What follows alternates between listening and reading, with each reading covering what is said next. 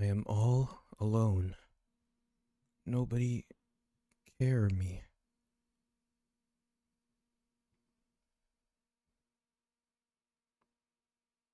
Who am I in this world? I'm just one spider person in a circle on a screen.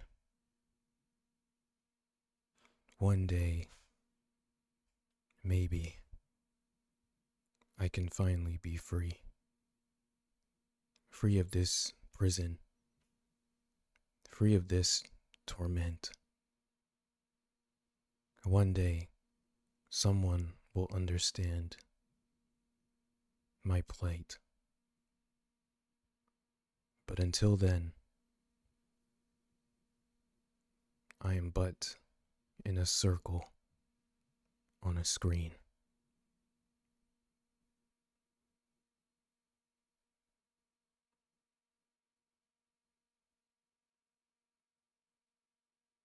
I know nothing except my one and only companion, time,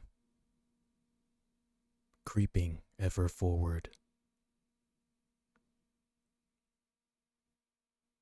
not stopping, not relenting, keeping me moving, but keeping me locked in place, all at the same time. Oh, hi, Steven. Hey, wait, hang on. I can barely hear you.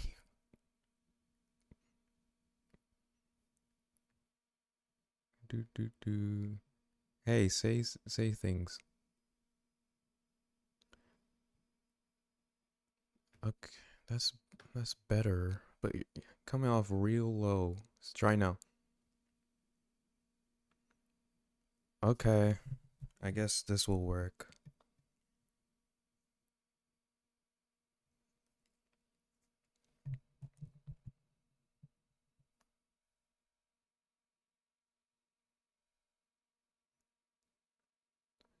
All right, that's fine.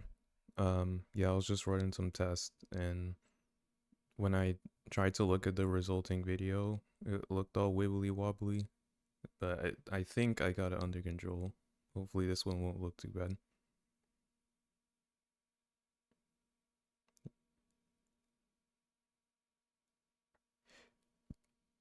This video is 25 minutes.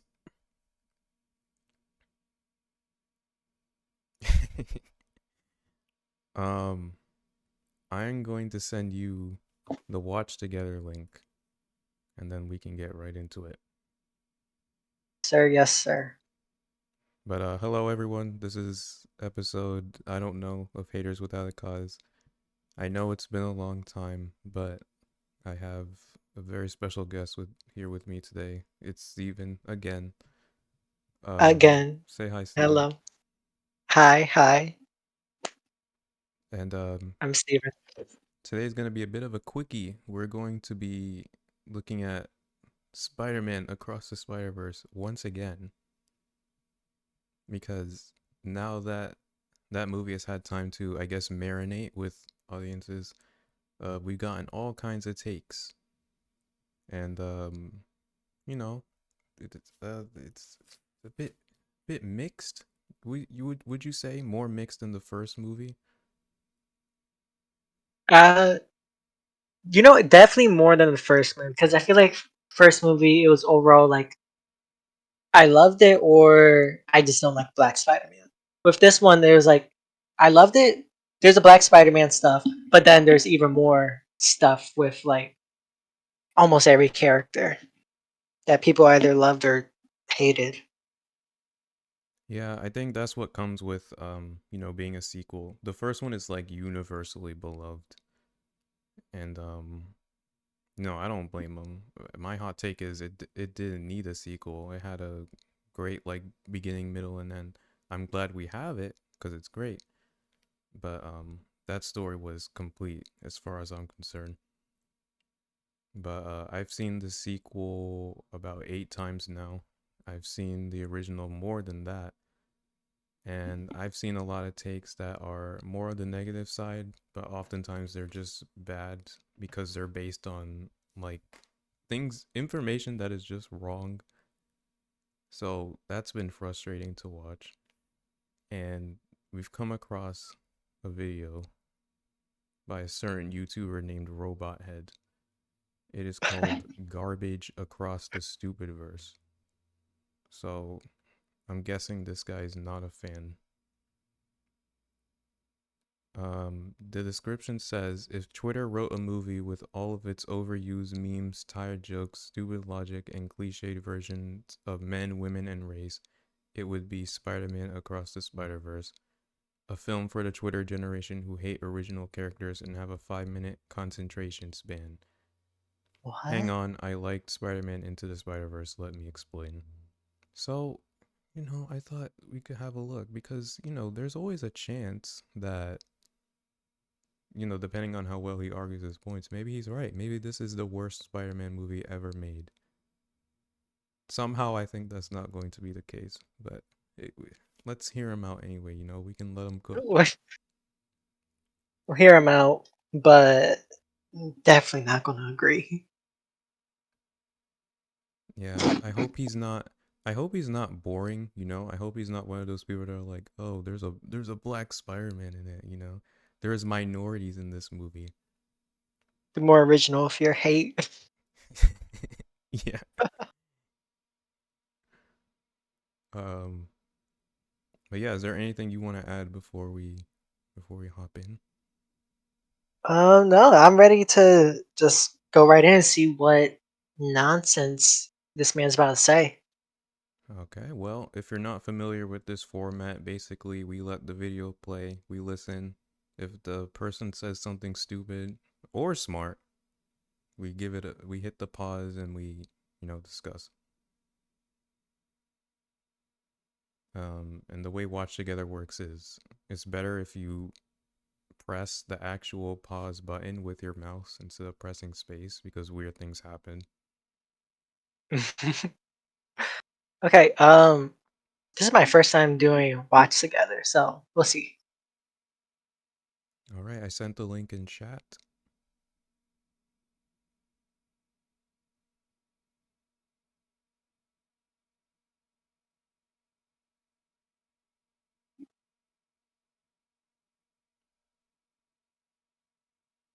Yay. 2 out of 2. Nice, we're in.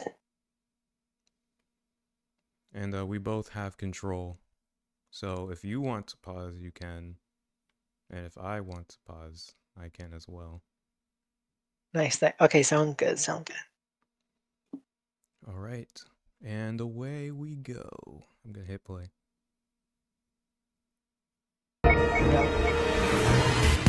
Apparently this video has paid.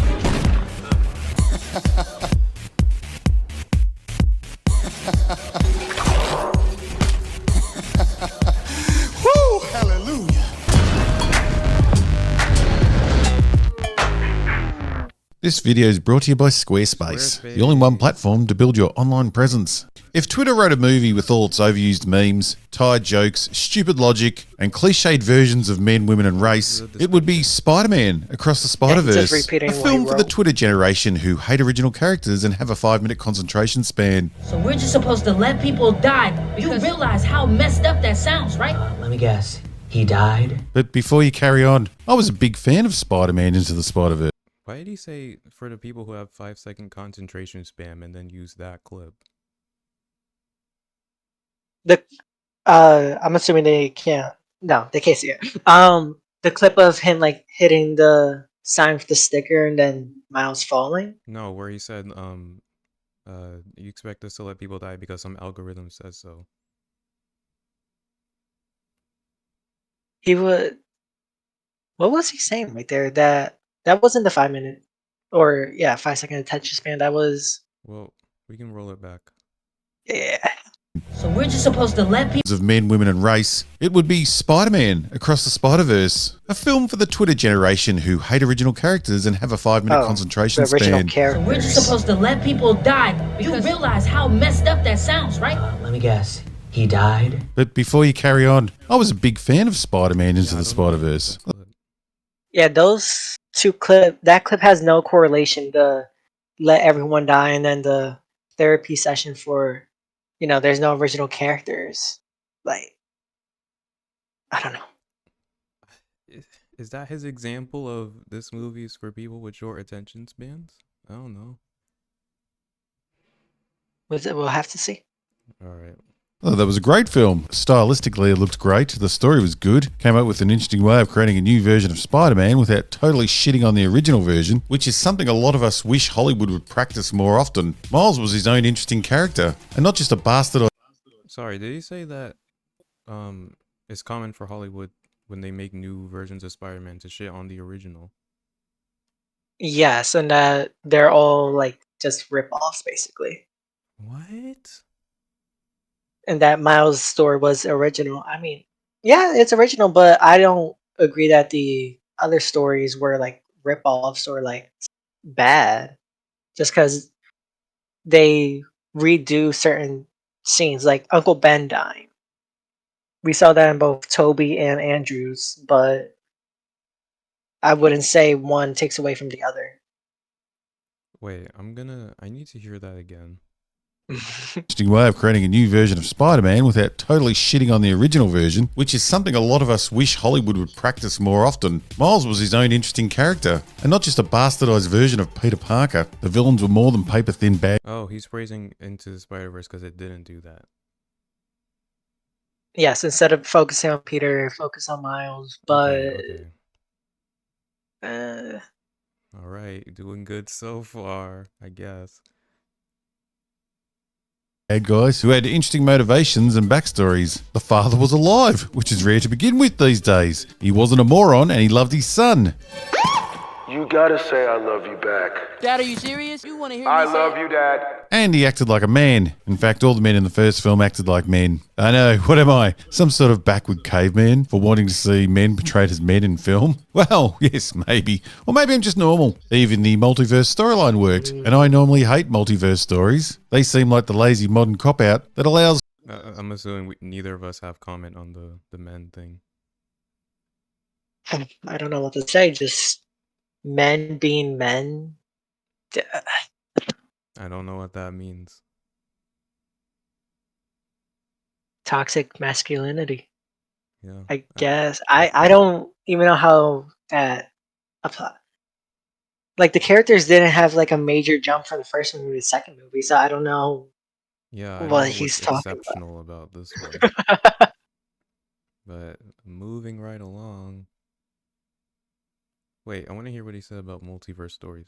portrayed as men in film? Well, yes, maybe. Or maybe I'm just normal. Even the multiverse storyline worked. And I normally hate multiverse stories. They seem like the lazy modern cop-out that allows franchises to cash in on emotional deaths of characters that they can then just bring back at any time with the ease of the multiverse. I'm listening.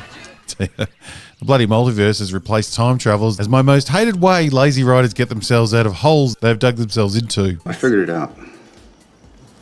Time travel.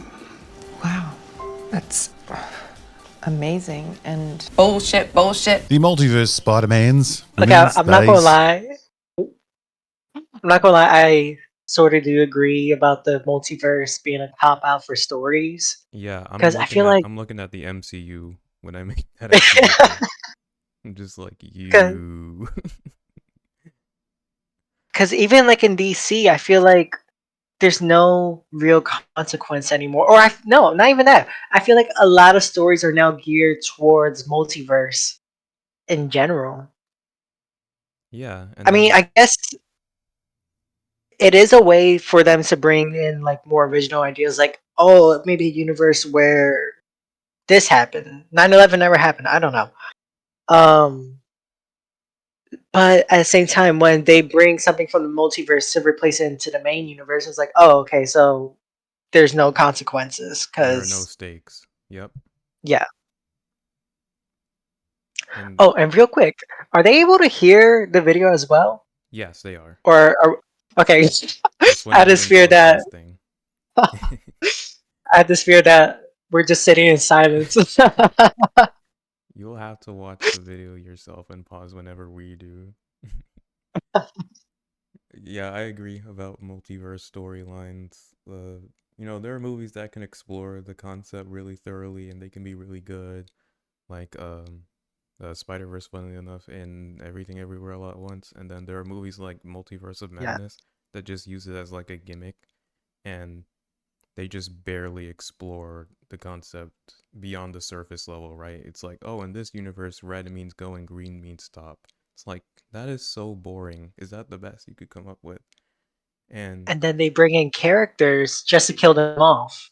Looking yeah, at Reed Richards, uh, I feel so bad forgetting his characters name. that people Jim. really wanted to see, like Jim from The Office as Reed Richards, and I'm blanking on his name too, Professor X.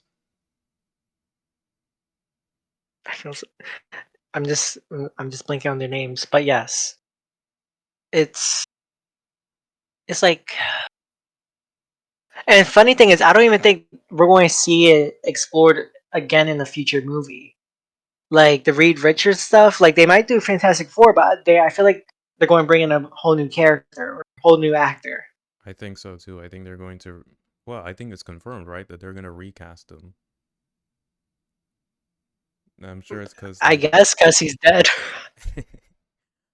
but I think, like, a lot of people's view of him has been, like, soured by, and it's sad, right? Because it's not even John Krasinski's fault, it's the writing. But now people are just like, nah, I don't want that anymore. Yeah, and then, like, we meet all these different variants of Doctor Strange, and then just for the movie to tell us, like, oh, they're all the same. It's like, come on. Like, No Way Home did this way better, that, like, all of these Peters, they lived different lives, but, like, there's one thing that, like, binds them together as Spider-Man, the whole idea of, like, with great power comes great responsibility, you know? Because Yeah. I like that scene a lot where they're up on the roof, and Andrew's like, I got vengeful, I got rageful, I stopped pulling my punches, and you see these two more experienced Peters try and, like, bring him back from a path that he might have gone down. Like, Yeah, I agree. And there's also the quote of, great power comes great responsibility. Because I like that even though Uncle Ben isn't in the MCU, they still found a way to mention him and mention the quote. yep. And Tom Holland Peter says you guys wouldn't understand, and then having the talk with him, it makes him realize that these are probably the only people who understand what he's going through. That there is how you leverage multiverse.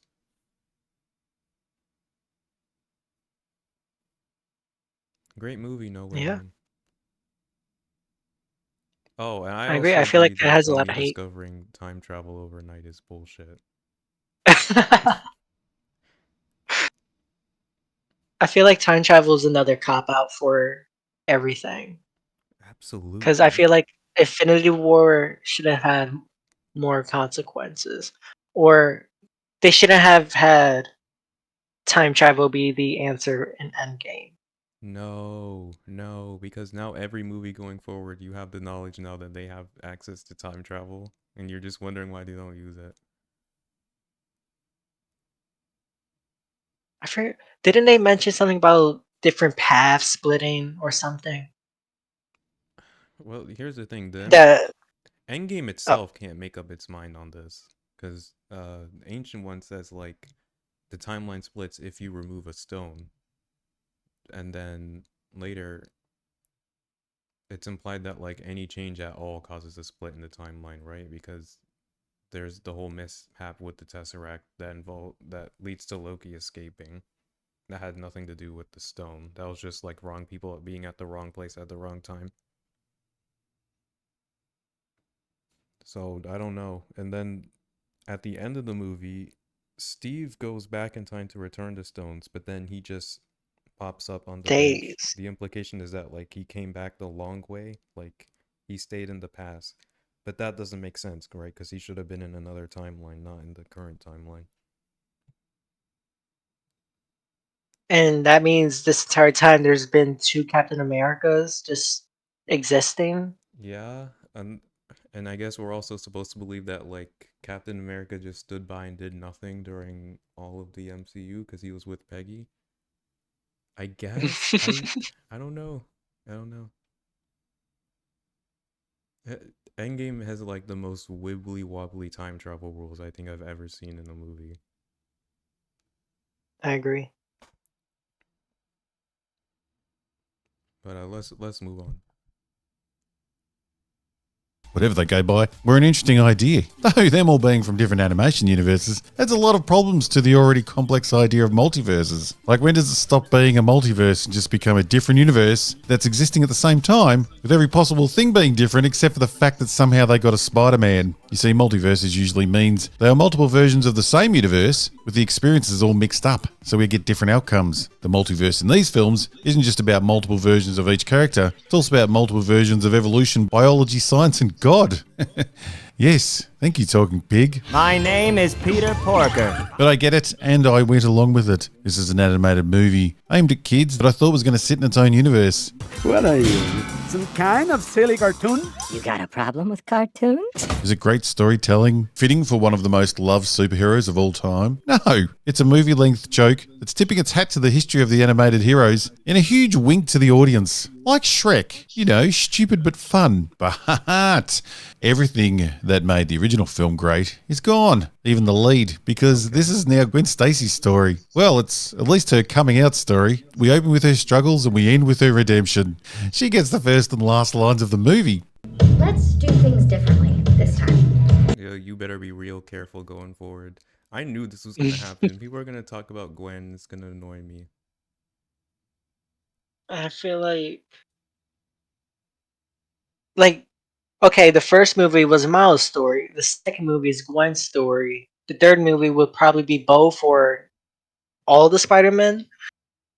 But it's like, why is it a problem that this movie focuses a lot more on Gwen?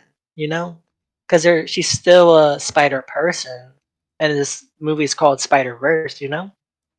I don't even think that it's less Miles' story. I just think that there's more emphasis on Gwen. I would say that she's like the secondary protagonist.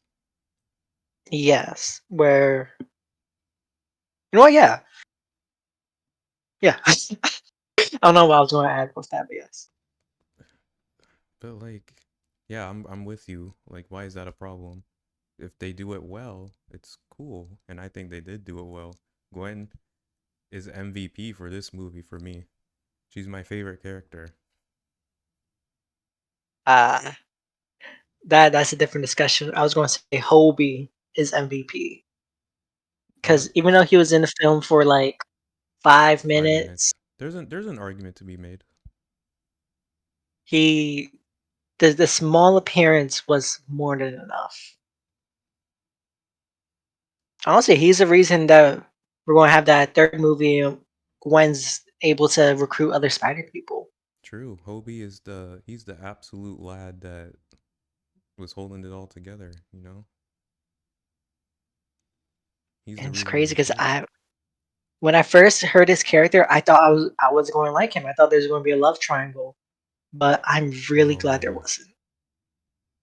I was really afraid of that too. And then he shows up and you just learn that no, he really is just that cool. That's why Gwen likes him, but it's not romantic. I wonder. I have a feeling this guy's going to get into that, but we'll see. Yeah, I wonder if he's gonna talk about Hobie. We'll see. Never found the right band to join. So I started my own. Want in? The art style from the original is now in overdrive. What was used to great effect in the first film is now a distraction hiding the true meaning of this film. And most of all, the greatest crime of this film, no Nicolas Cage. Wherever I go, the wind follows. And no third act. I nearly cried when I realised that this was part one of a two-part story. Well, I didn't really. No, I disagree. I think this movie has 3 definitive acts. I'm trying to think. How would you define? That's everything to do with Gwen, and then Act 1 is the beginning part with Miles versus the Spot, all the way up to Miles following Gwen to Mumbattan. Act 2 is from that point all the way to where Miguel kicks Gwen out of Spider Society, and then Act 3 is the rest of the movie. Like, I don't like, even if this is part 1, I don't think that makes this less of this. I don't like the argument that comes up that this is only half of a story. It's not complete yet, but this does have a beginning, middle, and end. I agree, but like, okay, so I know Act 1, 2, and 3 about beginning, middle, end, but I feel I'm trying to remember the movie itself separated like each important part whenever they introduced like a character or a scene, if you remember, with like the comic panel or Yeah, comic covers. let's do this one last time. So exactly. So I feel like there's multiple divisions throughout the movie to tell you like something else is about to happen. Yeah, the first movie has that benefit because I don't think there was meant to be a sequel. It definitely has a more definitive beginning, middle, and end. But this story has been expanded now into 3 parts, and the latter 2 parts are they're sort of like one big part, if you get what I mean. So there's It was into supposed to be. No, yeah, continue, you're right. continue. This was supposed to be a part 1, a 2-parter. Oh, it was supposed to be just one movie, but they realized there was so much they wanted to tell that they decided that it was better to just separate it into 2 different movies so that they don't have to like either shorten it or don't have to release a 6-hour movie that no one will like sit through, or like they're taking their time with the story they want to tell, Yeah, which I really enjoy. I So guess what I'm I'm saying not a is big like fan. this story is not it's technically not resolved, but it does have a beginning, middle, and conclusion. Whether that Yes. conclusion is satisfying, that's up to you because it's a to be continued. But it does end And somewhere. honestly, I'm a fan that it's a to be continued. Like I want to be able to come back again to get more of the content I really enjoyed. Absolutely. But for the record, I would sit through the 6-hour version. I would too, I'm not gonna lie.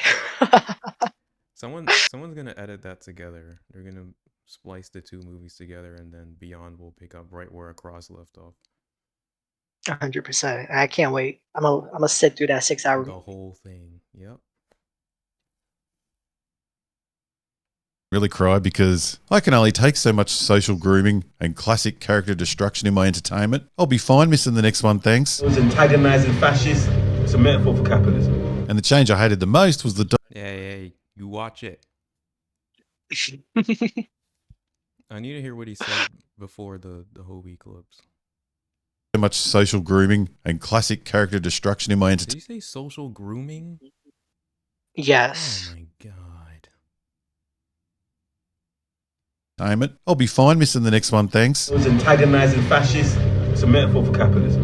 And the change I hated the most was the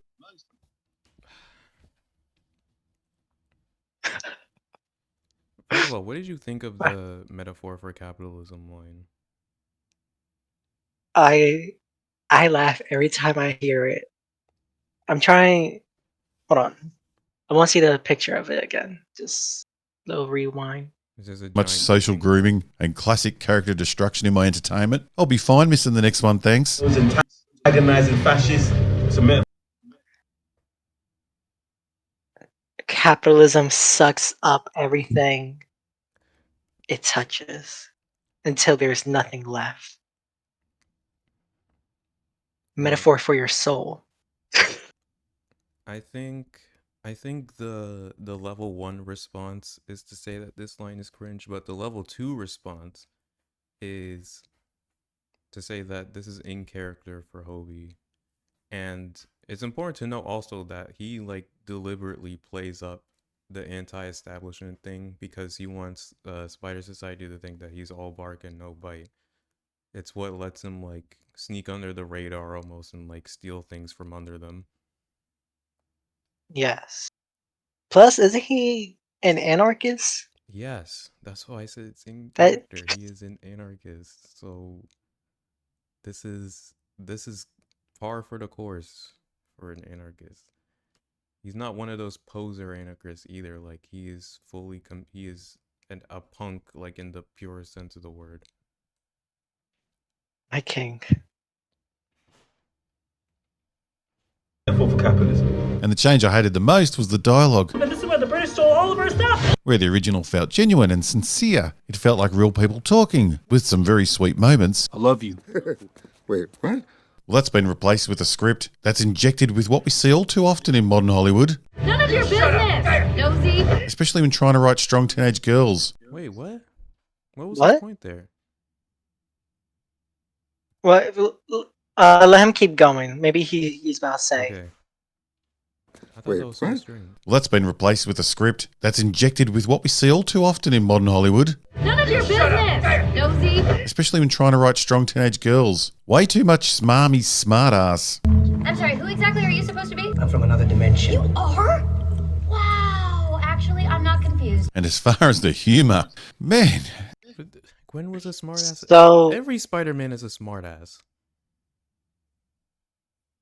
is he saying there was like no sarcasm in the first movie? I Or think that it's- there's too much sarcasm in this movie? Either way, like you just said, every spider person is a sarcastic person. They like to tell jokes. Just cause that's in character. He's saying like there was more sincerity in this one. I mean, in the last one than this one. In the first one. I don't agree with that. I think there's I plenty of don't- sincerity in this movie. There's just a lot of fun moments too.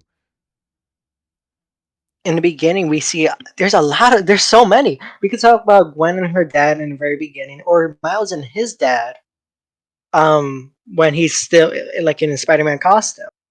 Like Yeah. there's so much.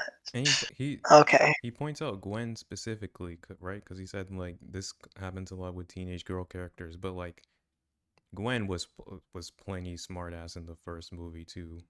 Isn't like the first scene she's in, she like fake laughs at Miles's joke, where he says time. I want to say yes. yes. I want to say think yes, that was her first scene.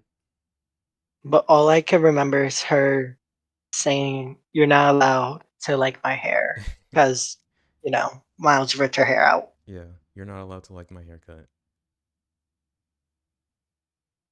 Yeah, I don't get it. She So doesn't seem any more smart assy in across than into. yeah, her character is the same, just older. Yeah, and she's taking the piss out of Miguel a little bit because he's this guy who just popped out of a portal and he's like, look at me, I'm so edgy, you know. This is standard Spider-Man stuff. could we get a joke from this decade, thanks? I don't think I want this costume anymore. Being a paid writer used to mean that you would write new things, like jokes. But every joke in Across the Spider-Verse is copied from people on Twitter who share jokes. Wait, what? Huh? I didn't know that chai So, meant tea until I watched this movie. I agree. I've never seen any of these memes that he's showing. Never. Never.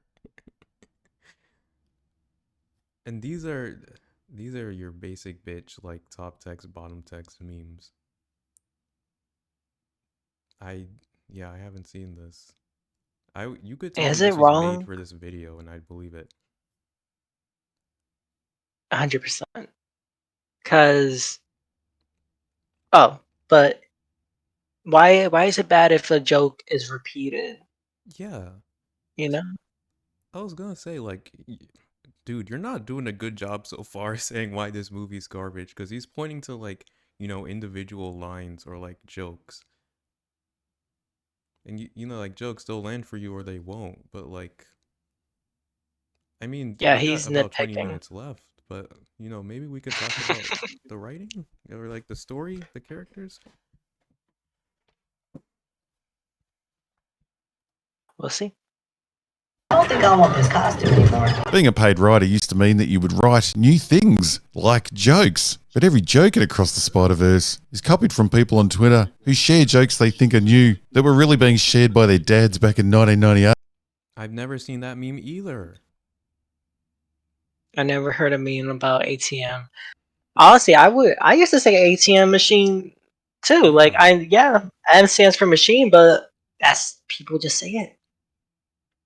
I don't know. I'm getting a lot of like this impression of like Twitter brain rot coming from this guy, because like not everybody who watched this movie is going to be on Twitter. There are people who have never thought like, oh yeah, it is weird that people say ATM machine, or be like, oh, chai means tea. I guess it is weird that Americans say chai tea. And again, like, just because it's on Twitter, that doesn't mean it's not funny. It doesn't make it less of a good joke. Exactly. 8. The M stands for machine. Yes, the old, and I mean very old, ATM observation. What's the next film going to have? Pin number jokes? I love chai tea. What did you just say? Chai tea, chai means tea, bro. And yes, language is used differently in different parts of the world. Chai tea is what it's known in the West. That's a Western culture cliche. Now let me guess, you're gonna And it's ask wrong. about saffron and car. Okay, but he's from India, so obviously he's gonna point out how weird that is to his culture. And it's what, like a India version of New York. Yeah. So they're not in regular Western culture right now. I assumed that was the joke. It was like the culture difference. It's like, oh, look at these Americans, they say chai tea. If you go say that to someone in India, they'd be like, what the fuck are you talking about? Chai means tea. You're saying TT. They would say that. They would. That's why it's funny. It's like, it's relatable. Cardamom and non-bread, which is the same as saying bread, which is the same as saying chai tea. It's a bit hypocritical to lecture your audience on cliches when the character doing the lecturing is all cliche. Feed a few street dogs, quick break for a cup of chai with my... I don't think it's a lecture. Huh? I just think it's a joke. Is he saying that? Is he like stereotyping right now? I saying that he Pav. Yeah. I don't know. Yes, saying that he is just full of just basic Indian cliches. That he's not a caricature. Yeah. Like, he does have a personality besides being Indian. And the chai tea joke, I don't think that's a lecture for the audience. I feel like, no, that was just directed straight to Miles because he said, I don't know.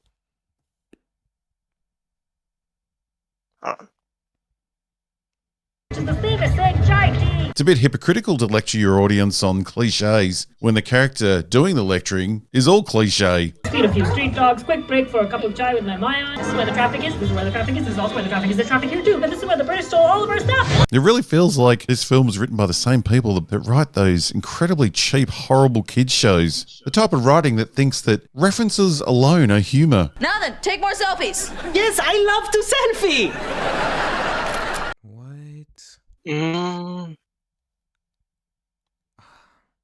I wonder if he'll give an example.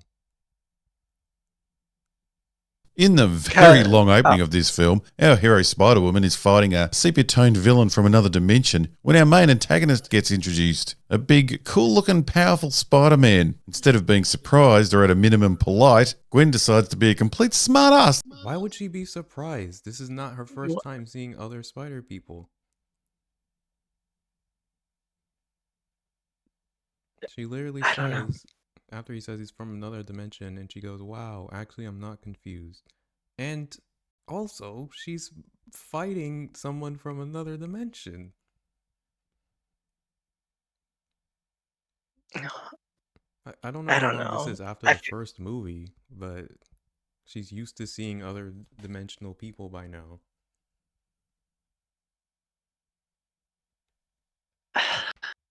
We're only 6 minutes in, and so far it just seems like he's nitpicking.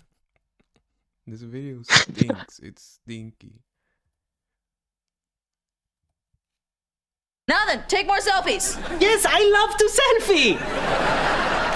In the very long opening of this film, our hero Spider-Woman is fighting a sepia-toned villain from another dimension when our main antagonist gets introduced. A big, cool-looking, powerful Spider-Man. Instead of being surprised or at a minimum polite, Gwen decides to be a complete smart-ass to this guy. Because, you know, he's a dude. And that's how women talk to men who are masculine. I mean, Whoa, that... I'm ignoring that. Miguel's being kind of a dick to Gwen because he sees another spider person and he basically like talks down to her and he's like, "Don't worry, I'll take it from here." He like presumes that she's not capable of handling the situation. Exactly. So the tone that she speaks, like, it's not randomly. Like, he's giving attitude. She's just responding. Yeah. She's holding her own in the argument too when he accuses her of breaking the multiverse. In movies these days. Wow, actually, I'm not confused. I know, Peter was prone to the odd smart-ass line. Guess you haven't heard. I'm the sheriff around these parts. But that was usually reserved for the villains, not fellow crime fighters. Captain, big fan of Spider-Man. Yeah, we'll talk about it later. Just, Hey, everyone. good job. Okay, knock yourself out. Why are you saying it like that? You're not funny. But Gwen's attitude and basic... Also, I think it's worth pointing out that Gwen at this point doesn't know if Miguel is a good guy. All she does is see him like beat the shit out of Vulture. She doesn't even know he's a spider person. I guess that's true because his costume is really different. Yeah, and he doesn't shoot webs or anything. He just does the, you know, the flying kick. Yeah, but I feel like she assumes, or could like not assume, like put two and two together. I think, yeah, I think she was able to put together that like they are connected in that they both want to take out Vulture. But I wouldn't, if I was her, I wouldn't immediately look at Miguel and be like, "Oh, he's a spider person." I don't know. Maybe I'm reaching a little bit. Basic politeness quickly changes when a Spider-Woman turns up, an afro-wearing, motorbike-riding, kick-ass Spider-Woman. One who, on top of all that, is also pregnant. Not only can a woman do anything, they can also do it pregnant. Now, this isn't from personal experience, but riding a motorbike pregnant is not the most comfortable or easiest thing to do, let alone kicking ass and swinging through the multi-dimensions. But, you know, every woman's got to be as womanly as we can womanly make them. Will you adopt me? She goes from laughing at the dude. I don't know why he's making this point when Spider-Woman is clearly not a normal person, and the pregnancy thing only comes up once. Yeah, she's not pregnant later in the film, right? It's hard to tell. I've taken a closer look at her since it's come out on digital. There are some scenes that make it look like she's no longer pregnant, and then there are some scenes where it looks like she does. I guess it's not as noticeable in the second act, but I'm pretty sure she's still pregnant. Postpartum, maybe? Maybe.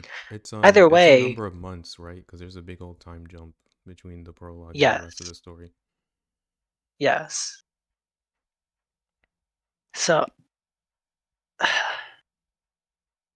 don't know, like, she's a spider person. Like, what? Everything she does isn't normal. She could climb on walls. She could shoot webs from her fingertips.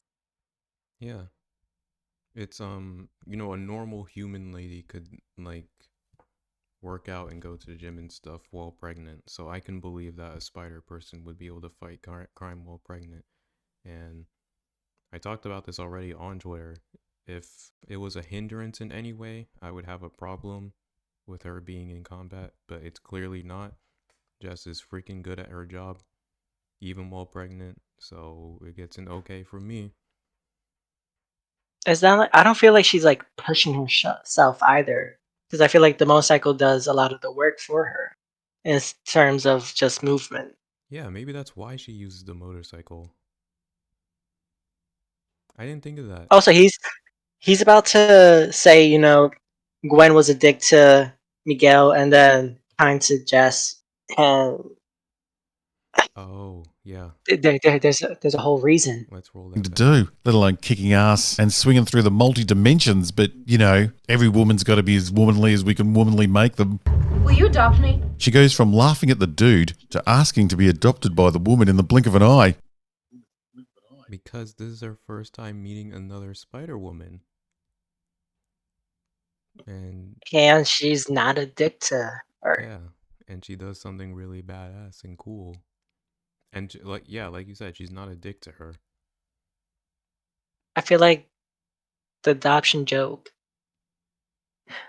is a very like our generation. Like I feel like anyone would make that type of joke. Yeah, it's like mommy sorry.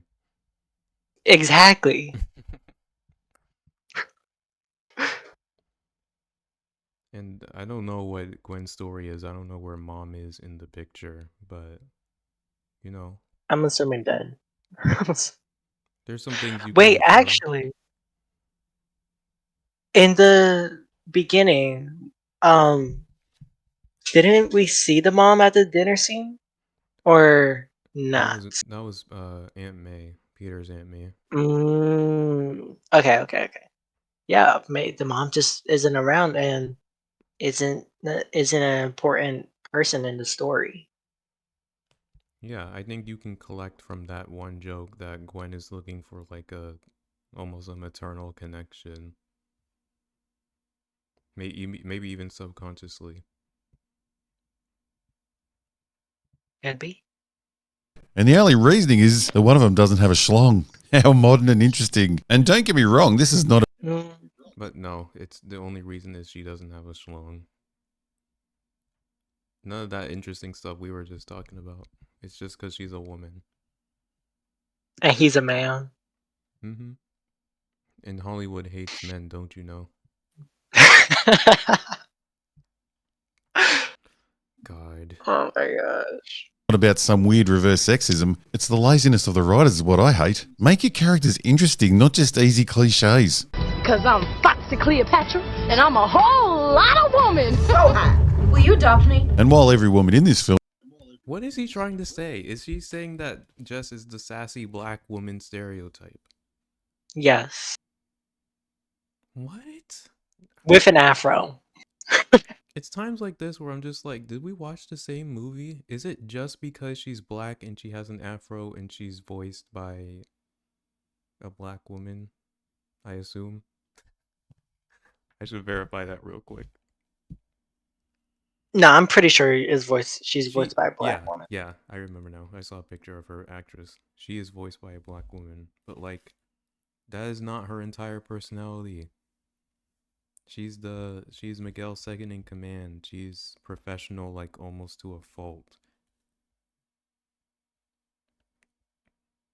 I really like when Gwen asks her like, "You never made a mistake. You never got too close to the wrong person," and she says, "I did, but I got over it." I really want to know what the story is there. And maybe they'll go into her story in the second movie. Yeah. Or the third, technically. But so far, it just sounds like he hates women. He just hates women. That's the vibe I'm getting. It looks like we are going to get the boring criticism. We're going to get 25 minutes of this? Come on. Okay, Instead of fine. Instead of racism, we got sexism. Yeah. Well, let's go. We got a different flavor. Okay. We're on 7 minutes out of 25, okay? He still has time to make a legitimate point. He's going to do it any minute now, okay? Film is amazeballs. Okay, we'll see. Call for backup. Come on. Please just call for... Yeah, I already called her. The men. Well, the men. Will you adopt me? And while every woman in this film is amazeballs. What? Call for backup. Come on. Please just call for... Yeah, I already called her. The men. Well. I don't know what to say about that. I don't know what his point is about that scene. What did he call every woman in the movie? Amazeballs. Amazeball? I And don't then know what that is. he put the clip of Lila having a laugh with Miguel. Even though Lila's entire like personality is on purpose. She's an AI, but Miguel made her sassy, or at least the sassiness was, I think, a bug or something, but he decided to keep it because it kept him more grounded. Yeah, he's like And she's like Friday or Jarvis, and she's like the only person he's like human around in exactly. the movie. So how does he want women to be portrayed? Like in the kitchen? We get all different. I would say we get like all kinds of different flavors of women in this movie, and they're all like really strongly written. And he seems to have a problem with all of them. Not ready for the mom. I'm just like, take your pick, dude. We have Gwen, we have Miles's mom, we have Spider Woman. There's Lila. There's I forget her Mary name. Jane. Who? We see MJ. Oh Mary yeah, Jane. MJ. But I was thinking of the Avatar, the digital spider person, Spider-Bite. Margot. Oh. Yeah. Yes. But Penny's in it too. Yeah. For a short bit, but Penny's still. also in this movie. She was great. She had one line.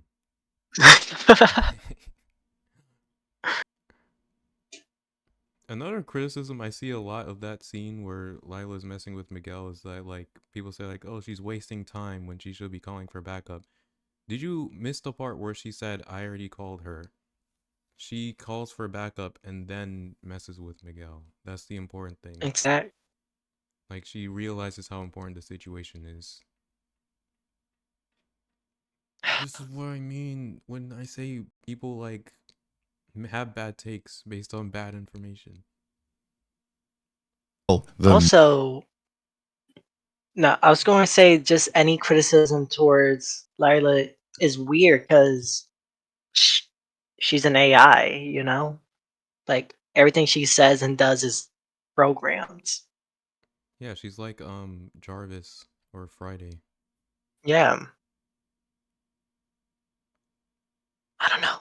So high. Will you adopt me? And while every woman in this film is amazeballs, What? Call for backup. Come on. Please just call for... Yeah, I already called her. the men, well, the men, they aren't really portrayed so well. As a father of a daughter and the son of a mother. Yeah, actually, stop talking. Okay, duly noted. Well, I'll accept this guy, Spider-Punk. He's the only one that comes across as manly and not a psychopath. Here we go. Hoping you're not helping. Good. I mean, with the over-coolness of Spider-Punk and his tough rebellion. Wasn't he criticizing Spider-Punk earlier though? For the capitalism joke? I guess that was more of a criticism of the line and not the character. Yeah. I guess part of it has to do with like the humor. Yeah. But I can't speak. Rewind really quick. I want to rehear what he said about me. About The men, well, the men, they aren't really portrayed so well. As a father of a daughter and the son of a mother. Yeah, actually, stop talking. Okay, duly noted. Well, I'll accept this guy. Okay, so I'm not sure what to say about Peter B because he's kind of he's kind of bumbling in the first movie too, especially when it comes to like having serious conversations. But he's not what I like about Into the Spider-Verse is that he's no less competent as Spider-Man. Like you can tell he's been doing this for a really, really long time. I like the scene where they're like crawling through the vents and he's talking to Miles and being like, this is pretty standard Spider-Man stuff. Like, watch, this guy's gonna say you got 24 hours. He's really carrying that entire mission. And up to that point, you believe that he's kind of like Wish.com Spider-Man. But no, he's still really, really good at what he does. And his character is different in this movie, but that's literally because he's a new dad. Like He's a dad. in the first movie, he didn't want a kid at all. But then, after everything he went through with Miles, he was like, "Oh, maybe I want a kid now." And then ended up having a kid, and now he's raising her. Like, of course, he's going to be a different character or have different traits because he's a dad. Yeah, he's giving his own perspective as a father in that scene that he just highlighted, and he's still competent at being Spider-Man too. That's the other thing. And he's the only one that will understand where Miles does or goes when he finds Miles a bit later in the movie. And he's able to have that one-on-one talk and and he almost gets Miles before, they track his location. Yeah. He's the closest one to who gets closest to getting through to him.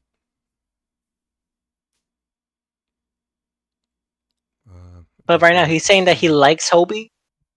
He's saying that he likes Hobie because he is masculine and not a psychopath. I think that was the exact quote.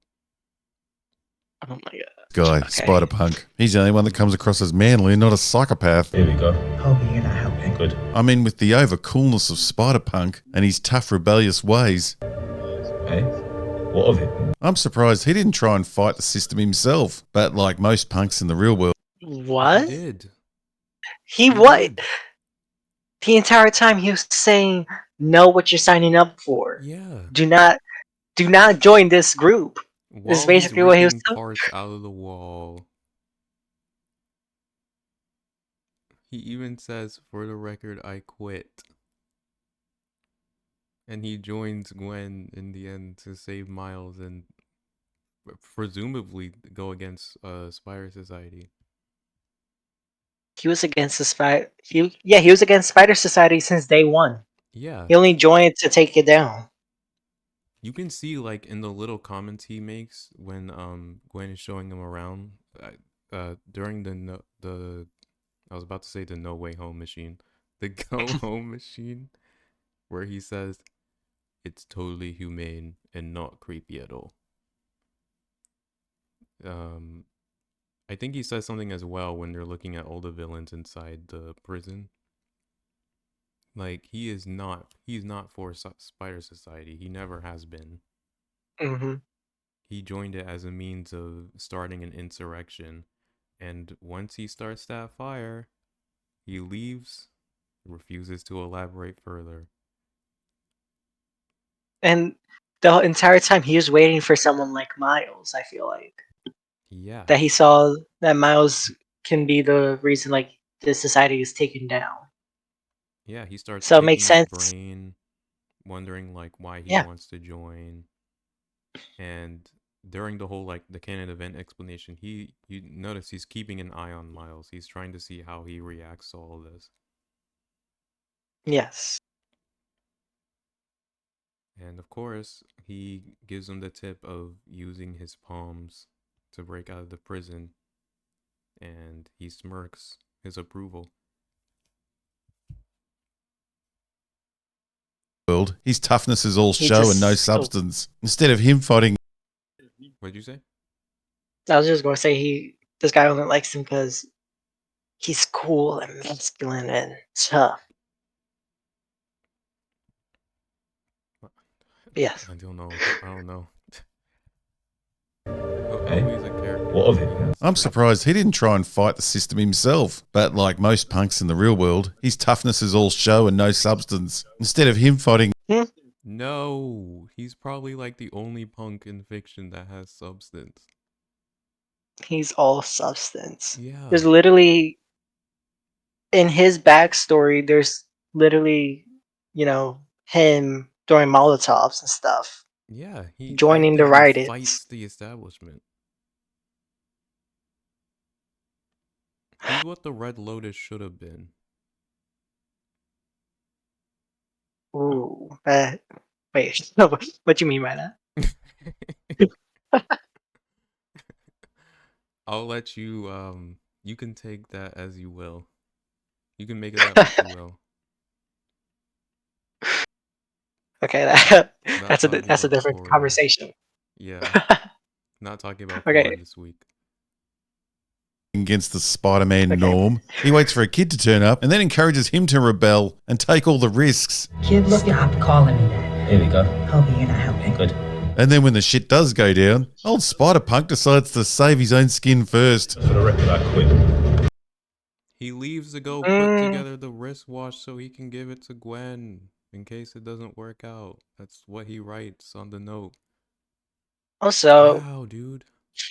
He could have stayed if he wanted to, and nothing would have happened to him. To save his own skin doesn't mean anything. Well, he's not gonna help everybody chase after Miles. So like what will he have done? He could have just chilled. But not every spider person chased Miles, you know? Like there's some people chilling, like Spider Bite. She was just chilling by the machine still. She was playing with her hair. So there were a bunch of yeah. spider people that were like in the cafeteria. There was a therapist. There was the one guy like practicing the I am Jesus pose.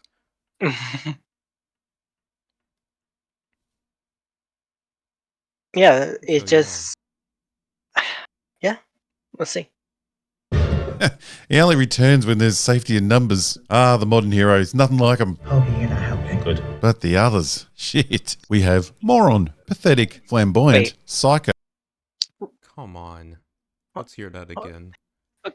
Wait, really quick. He only returns when there's safety. You're saying safety in the oh yes. Let's rehear it. He only returns when there's safety in numbers. I'll play it again. Hobie, you're not helping. Good. And then when the shit does go down, old Spider-Punk decides to save his own skin first. For the record, I quit. He only returns when there's safety in numbers. Ah, the modern heroes, nothing like them. Hobie, you're not helping. Sorry, we're fighting over the pause button. That's not anti-punk. And also, he could have tried to start a rebellion at any time he wanted to, but he knew he couldn't do it by himself. Like, he would have to get more people on board with this idea that the Spider Society is bad. But he couldn't have done it alone. Most, if not all of them, were on board with it. Yeah. So what they was he needed supposed to do by himself. That's what I'm wondering. They needed a prime example of like, whoa, are we the good guys? Like, are we doing the right thing? And Miles is that example. Well, Gwen's dad quitting the police force is like, that is proof that you can avert a canon event safely without breaking the multiverse. That's what they really needed, that proof that Miguel is wrong. Yeah. I'm wondering what was Miguel supposed to do? I'm still stuck on the whole safety in numbers thing. He's like, oh, he only returns when there's people to help him. It's like, yeah. He should have fought everyone by himself. If I'm starting an insurrection, I'm gonna have some pals. I'm not gonna. What? There's like thousands of spider people. Nah, if you want to do it right, you gotta do it by yourself. Then more people will join. Good. But the others, shit. We have moron, pathetic, flamboyant, psycho, and female. Hi, Peter Parker. Why did he call Jefferson a moron?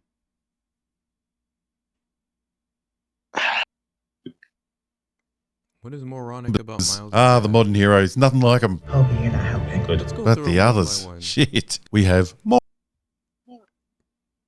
He says moron for Miles' dad. Are you going to qualify that, sir? I don't understand. But what did he do?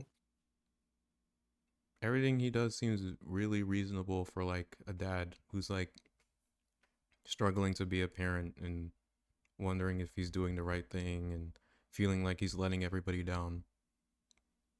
Is it because he doesn't realize Miles is Spider-Man or something? Like, is it? Those Twitter posts are like, how does Miles' dad not recognize his own son as Spider-Man? Is he stupid? You like that? That's the only thing I can think of. Or there was the argument on the roof, but that's because Miles was acting shady. He was changing up what he was doing, so of course the dad was upset. Plus, Miles Yeah. was late to the party, Just so just point to one scene so I know what you're talking about. Please don't just say moron and then move on. Moron, pathetic, flamboyant. okay, wait, pathetic for Ben Riley. His entire character was supposed to be a joke, I guess a stereotype on that like muscly men, you know, At least in that this movie. over, yes, that overly like comic character, Mm-hmm. like, you know, something happened in an alleyway. I must pursue and check it out. Like he's that stereotypical like comic character, and his art style matches with it.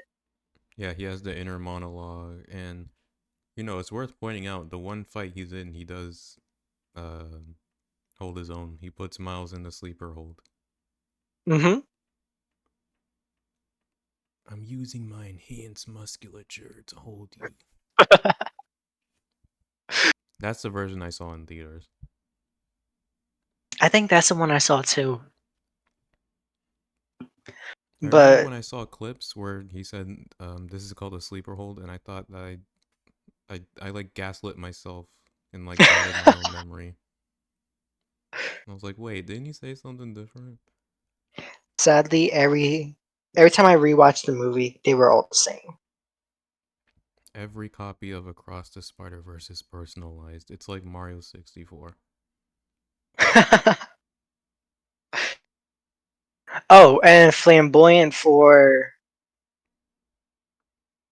I'm not going to say his name. I need you to say it. Pav.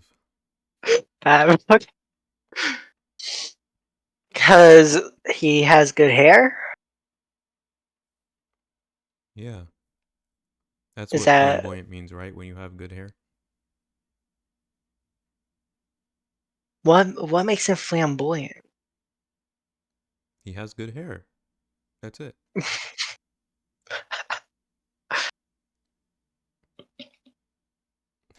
Because he doesn't like to work out, so he doesn't become super buff.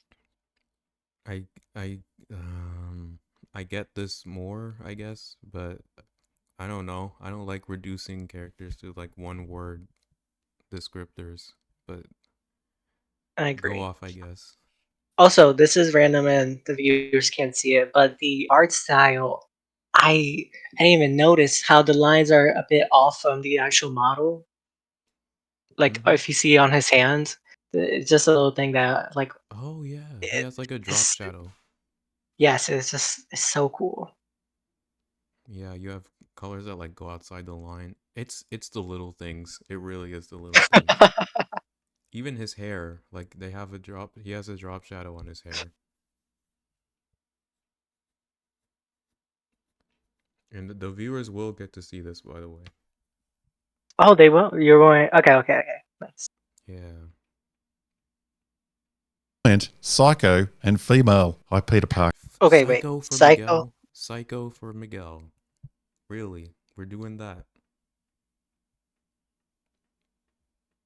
Because he almost bit off that one guy's head. That one guy, the I vulture's head. And almost. because he's always yelling at Mile and being angry. Mm-hmm. I don't think Miguel is acting. I'm trying to find the word. Like, I You don't think understand he's the way he's unreasonable? behaving. Yes. Because, one, he's the leader of this entire spider society of so many, like, people that are unserious. You know, like, everyone's playing jokes and stuff. So he has to be the serious leader, take up, guide everyone. And Yeah. then there's a whole, he doesn't truly enjoy what he's doing, but he feels as though like he has to do it because if he doesn't do it, who will? And if no one does, then we're all dead.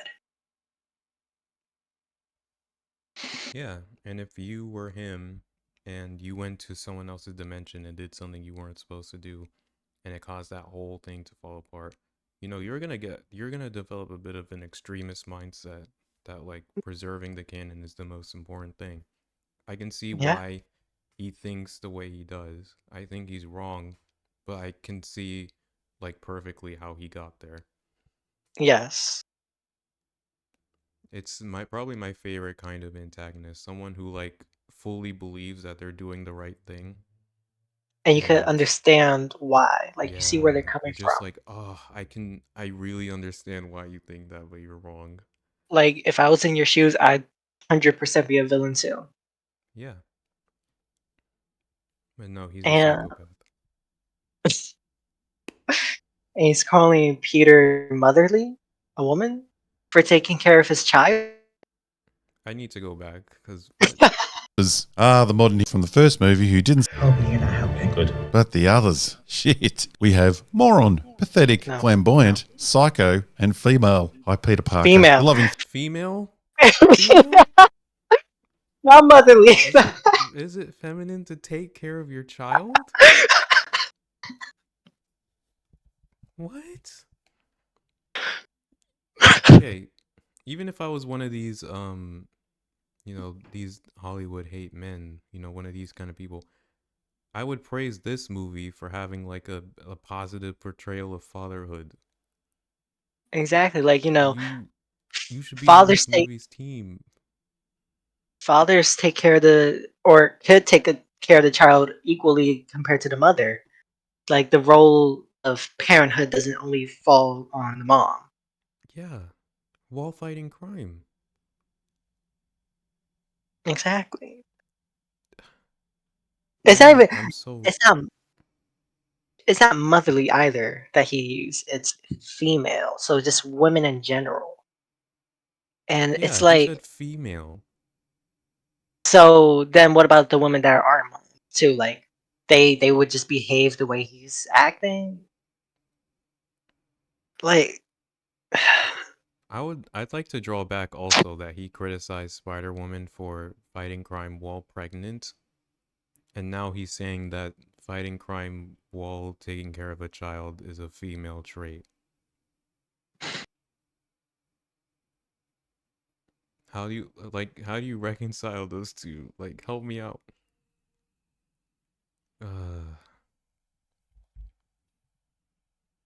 father from the first movie who didn't seem overly stupid. Well, I wouldn't say he's now a complete moron, but You did though. That was the word you used. pathetic, flamboyant, Well, let me hear psycho, what you said. and female. Hi, Peter Parker. The loving father from the first movie who didn't seem overly stupid. Well, I wouldn't say he's now a complete moron, but boy, is he struggling in the school meeting. They're studying dark matter. Yeah, I don't know what any of that means. And following a what? simple conversation. What? If my child that, I spent so much time with starts talking about dark matter and stuff, I'm like, I'll try to understand, but I'm not going to know what he's talking about. He doesn't know what he's. Yeah, I just assumed. How is this different from his portrayal in the first movie? Plus, If anything, he's more lenient this time around because in the first movie he's very much like, you don't have a choice. Like, you're going to go to this school and you're going to get yourself a viable career. And this time around he's at least hearing him out, saying, because I'm with you, like if my son's talking about like, wanting to travel the multiverse, it would be like, is that something you can do? Is there a career in that field? I think it's just like, we don't even have to talk about multiverse. We could go simpler. Like, say I'm doing like algebra, try to ask my parents for help. They're not gonna know. They forgot about that stuff ages ago. He's talking about quantum physics. So that's like a step further. Like, yeah, no, like I'm not even going to try to understand this because I can't. Wow. And he But uses that for his example for how he's a moron in this movie, or how he's struggling in the school meeting. Oh yeah, I all thought he was dads should going to understand. point to the parts where he's, he's texting Miles before he arrives, and he's like, "Oh, there are bubbles, there are bubbles." He used all lowercase letters. Haha, the youth. I feel like that But was no, like just his reactions were very understandable throughout that whole scene. like jokes to just try to talk, not make it so awkward. At least that's what I got from that. Yeah, you're trying to fill the time, or sorry, fill the space, because otherwise it's just awkward silence. Exactly. But Conversation seems to completely. wait a Sorry. little bit.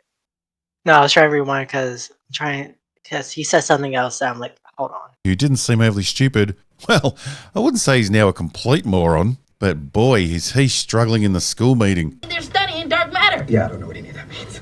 And following a simple conversation seems to completely throw him. You created me. Spider-Man, why did you create that guy? I didn't. Anyway, back to our lead. What? Wait. He said, "You created me." So, of course, he's gonna be like, "Why did you create that guy?" He doesn't know if he's talking literally or figuratively. That's why it's funny. Because whichever, interpretation you go with, of course his reaction is gonna be like, "Why would you do that?" I feel like it's better that he went like, "Why did you do that?" instead of like, "How could you?" Like instead of getting angry, it was more like, "Why?" Like Yeah, he sounds more. genuinely curious. Yeah. But no, he's a moron. He's saying like he couldn't follow the conversation. Like, no, he's following the conversation. He's just asking questions. He's asking Based the sort of on what's being questions someone said. who is out of the loop would ask. Because we know what happened in that room. We see the flashbacks, but he doesn't. He's a character in this universe who doesn't see the black and white flashback of what happened. That's why it's funny. Like, there are so many layers to that joke. It's the delivery, it's the context, it's the dramatic irony of like knowing what he doesn't know. I don't know. He's a man. moron for not breaking the fourth wall. It's so stupid.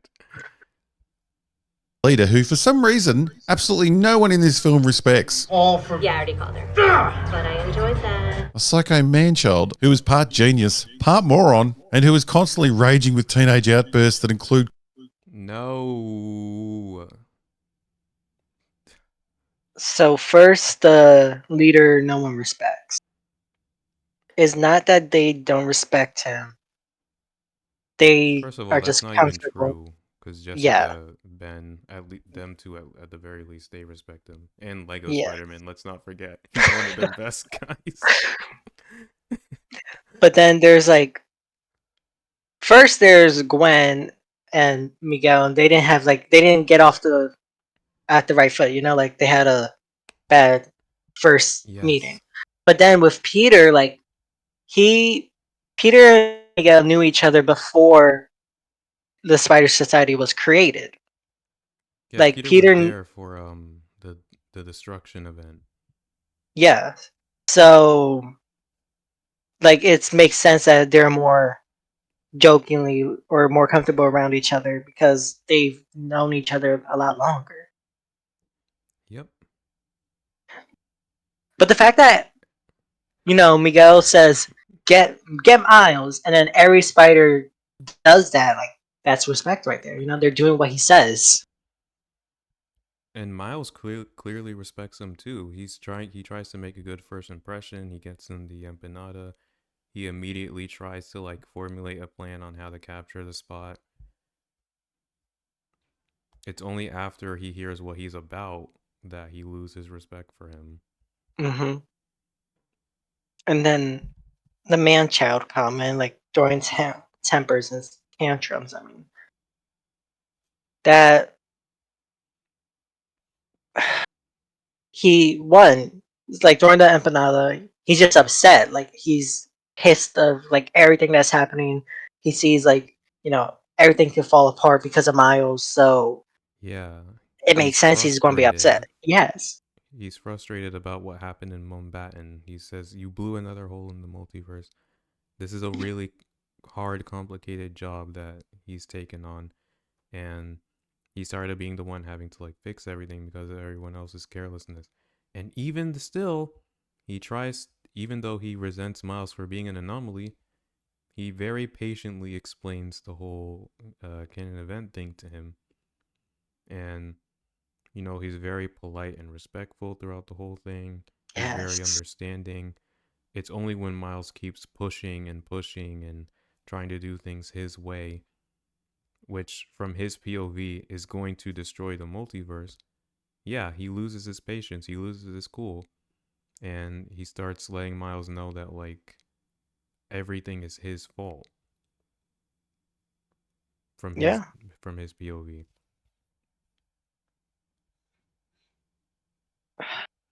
Oh no. Well, there was another term he used. What was it? Yeah, there's definitely a third thing in there. Film respects. All for I already called her. But I enjoyed that. A psycho man-child who was part genius, part moron, and who was constantly raging with... Okay, part so genius, he's... part moron. What does that mean? Yo, he loves that moron word. He does. I like to think there are only two modes. There's genius and moron. There's no in between. How? Yeah, I don't. How are you a genius and like? So you're smart and dumb. I don't even know if I think Miguel is either. I feel like every spider person is smart to an extent. Yeah, he's got to be a genius, right? Because he built the watch. He built the watch. He built the AI. He has. I'm assuming he created the serum that gives him his spider abilities. Yeah. Like, I'm pretty sure he made his own suit, which is like reactive. So. Yeah, never mind. He's smart. But I think what we're meant to believe for like why he loses his cool is did you catch the part in the movie where he like injects himself with something? Yes. I'm assuming that's the serum that is his spider abilities. At least that's my guess. Or what maybe it had something to do with him being a vampire. It's to keep him from going like savage. And if he goes too long without it, he starts becoming more animalistic. This is all guesswork because I don't know Miguel from the comics, but like towards the end of Act 2, his eyes get really red and he gets a lot more cruel, and like when he sends Gwen home, he's just like, "Go home, Gwen." And there's this very like this dark shot of his face where he looks very like emotionless and creepy. I think you might be right because, well, first the like vampire thing that was like a whole like joke by Gwen because the fangs are like just spider fangs, but oh, so he's not actually a vampire. No, actually the spider fangs might be. No, I was going to say because was he a bit animalistic? Would you say in the very beginning before he took the serum? He was a bit mean. No, I wouldn't say so. I think there's a huge difference between that part and then when he's on the train with Miles. He's like screaming at him.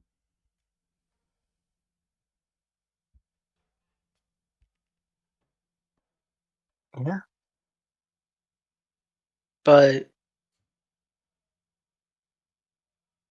I'm sorry. I'm just trying to like wrap my head around like he's a genius and a moron at the same time. Yeah. But let's continue. Teenage outbursts that include calling this... We're not even halfway done, and I already want to die. Spider-Man, a little nerd. Getting started on Doctor Strange, a little nerd back on Earth 1999. What a bitch this guy is. While we're on this scene... Sorry, I need to hear that again. Include calling this Spider-Man a little nerd. Getting started on Doctor Strange and a little nerd back on Earth 1999. Yeah. I mean, he is a nerd.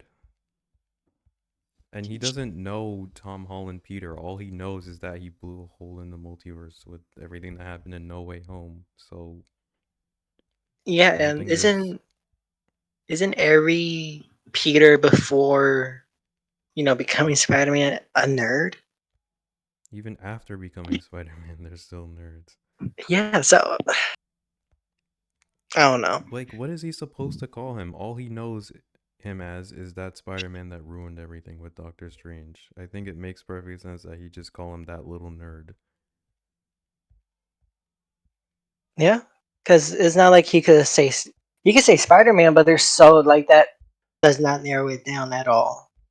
Yeah, and So obviously he doesn't like Tom Holland very much because of that. yeah, so it's going to make sense he calls him like a name. Yep. But moving on. What a bitch this guy is. While we're on this scene, how come distance and sound have no connection in this film? Anyone can just talk to anyone else at any given time, no matter how far apart they are. Wow, he finally admitted it. He made a legitimate criticism. Yes, he is right. People should not be able to like talk normally on this speeding train and hear each other.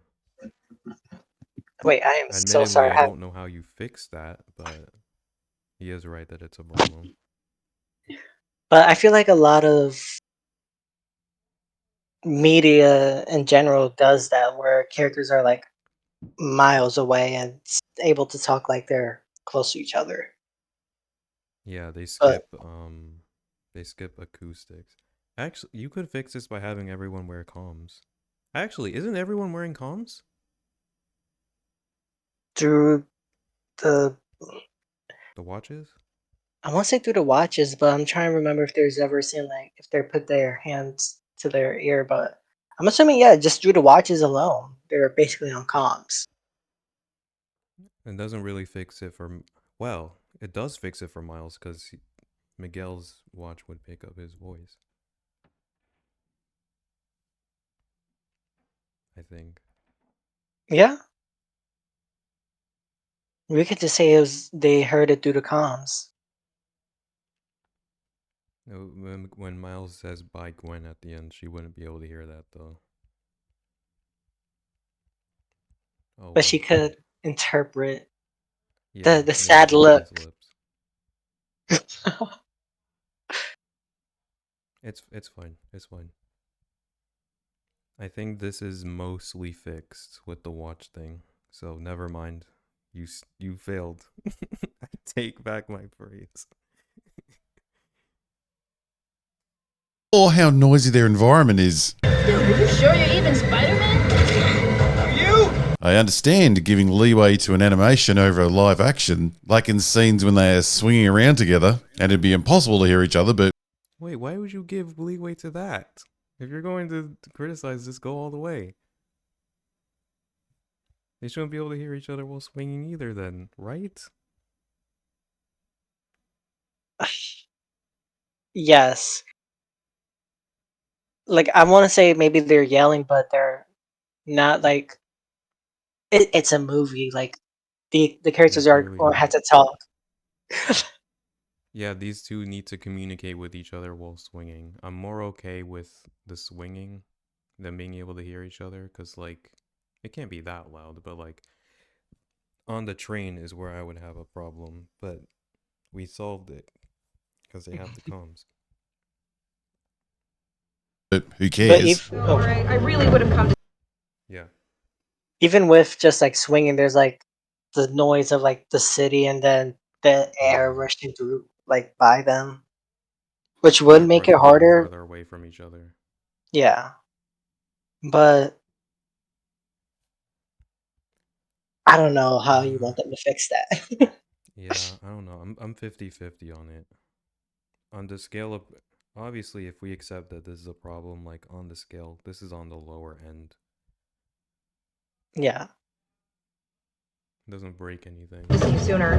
Right. How cares? But some scenes are just really lazy storytelling. Stop running! Then stop chasing me! Like Super Duper Spider-Man talking to the pilot of a helicopter that's not only miles away, but would be super noisy. How does that work? I'm a good guy! You don't look like a good guy! You're just gonna have to shut up! Yes, I know, it's a fucking cartoon. But, you know, like I said, there's leeway for animation and then there's... Wait, what? It looked like we were gonna talk about something different when he said there are some scenes that are just lazy storytelling, but he just talked about the distance thing again. Yeah. I mean, I guess I agree, especially with the helicopter scene, but you just got to do what you got to do. Again, like, It's if you just asked me to another fix that, I'd nitpick. be like, I don't know. Have the helicopter get closer? It's just if so far it feels like he went into this movie looking for things to hate, because that's such a like looking for things to pick nitpick. apart. Like there's so many films, both live action and animated, where characters are not near each other but speaking as if they were. You know? Yeah, I would definitely put this in the nitpick category because it's valid, but it doesn't affect the plot in any way. Like, it doesn't. You can cut that conversation out with him and the guy in the helicopter and you lose nothing. It doesn't change anything. Yeah. And like, if you're the kind of guy who looks for problems in a movie, I mean, more power to you, but like, they gotta be problems that make sense. I don't know. You need more than this, is what I'm saying. Problems with the storytelling, not We still haven't gotten that. the way the characters talk. He talked about some of the female characters and the male characters. I guess. Even then, it's just like, oh, they hate men. All the women are amaze balls. Like we're getting crumbs. we're still not halfway done. It's just bloody lazy. I feel like I'm in purgatory. Writing where you can't be bothered setting up the scene properly.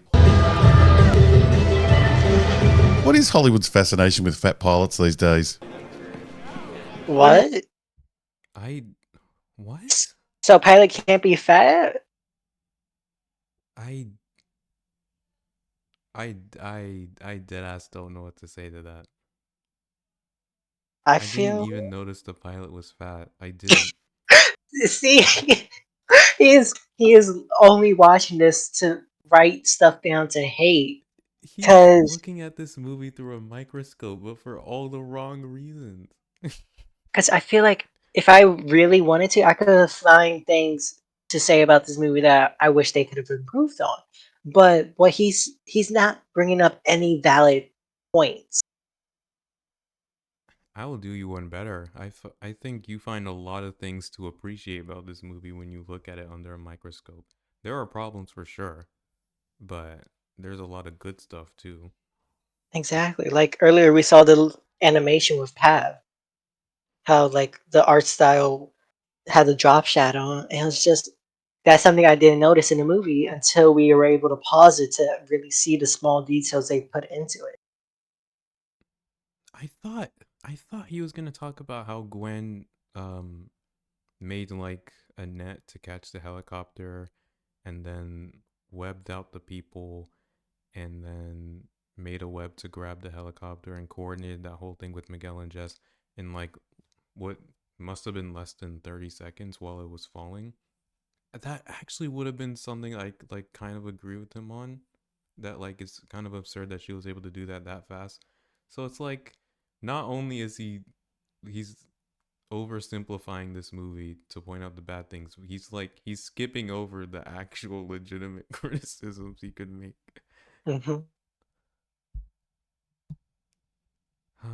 But now we're all fat pilots. Then we have the I didn't see that coming. I really didn't.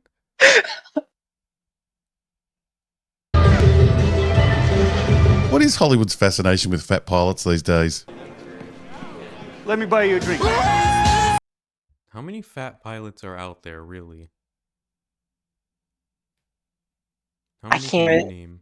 I can't think of a single one because that's not something I think about. The only one I can think of is Andy from Steven Universe. I guess he's not really fat though. He's like heavy set.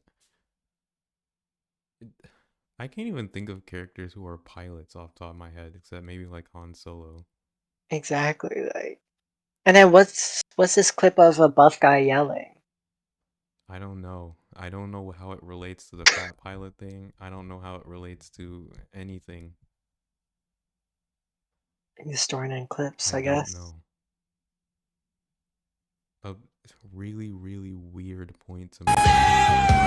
Then we have the Valley Girl Spider-Man and his amazing hair. Do almost nothing with my amazing hair. You don't use any product at all. Just coconut oil, prayers, and genetics. Ah, yes, guys are always having these type of conversations about their hair and which hair products they I do. I myself do. Yeah, I've heard you had conversations about your hair.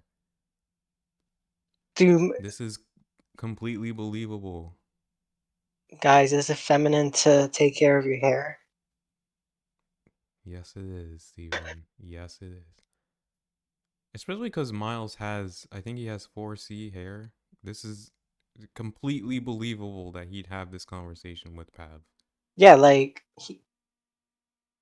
Miles probably has to do a lot more to take care of his hair, while Pav has this naturally good-looking hair. I was like, oh, like that's interesting. Like you don't have to do much for it. Mm-hmm. You know, the guy who made this movie, I don't want to assume, but I'm assuming he has white guy hair. Like, this is something that we have to worry about, us POCs of color. It doesn't make you a valley girl to... they use. I used to dye my hair all the time. Then we have this mess of a human. That was a particularly harrowing memory. One of the few white dude Spider-Mans who was always way too emotional about everything. What do you mean one of the few white guy Spider-Mans? Peter B is a white guy Spider-Man. Almost every Spider-Man is a white guy Spider-Man, don't? Yeah, the Because minorities are, funnily enough, in the minority. Because almost every Spider-Person is Peter. Yeah, and Peter is almost always white. What are you talking about? Unless he means, like, that are main characters in this movie. But, like, even then, there are only 2 white guy spider people that are main characters in this movie. I don't even think Ben O'Reilly is a main character, but he's there's not. Peter B. But even then, like, we got the Spectacular Spider-Man that had a line in the movie. You could say Lego Spider-Man is Noir's in this movie too. Yeah, at the very end, Lego Spider-Man is a white Lego. Yeah, that's true. He's a white Lego person. So he hates women. He hates minorities. Let's keep going. And he hates white people. No, he wants more white people. No, I did that wrong.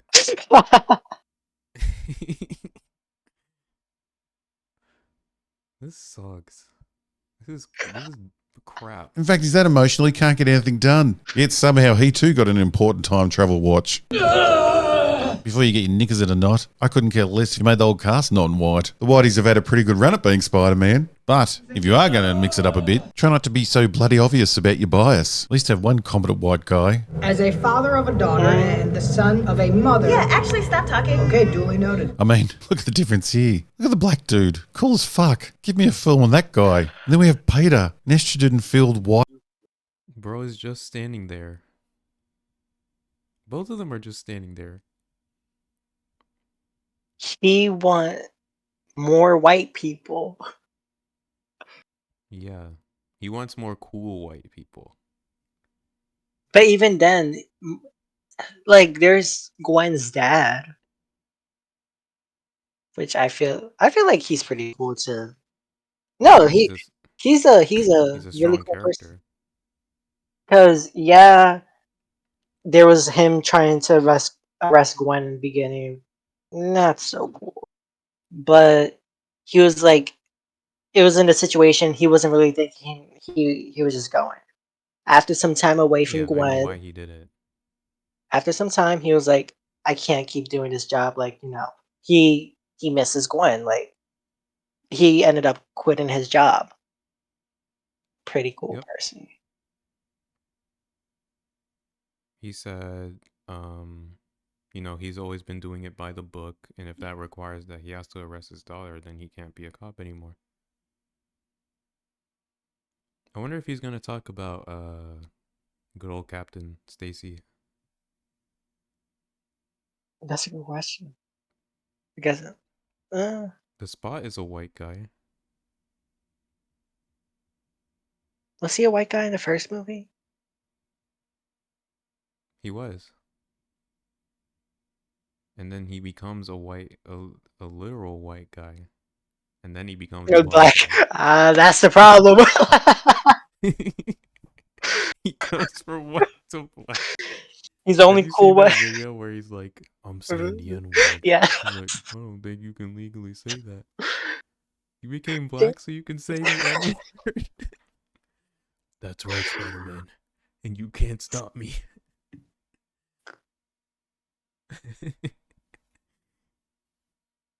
You're right, though. He was a white guy and then he became a black guy. I wonder, wouldn't that be so funny if he talked about that? He talked about fat pilots. I feel like anything is on the table at this point. Yeah. Whitey wearing a pink bathrobe holding a baby. Yeah, there's no agenda in this film at all. You're the reason I had her, okay? That should make Peter's partner Holding a baby's agenda. Guys, is it feminine No, to it's hold a while baby? he's wearing a pink bathrobe.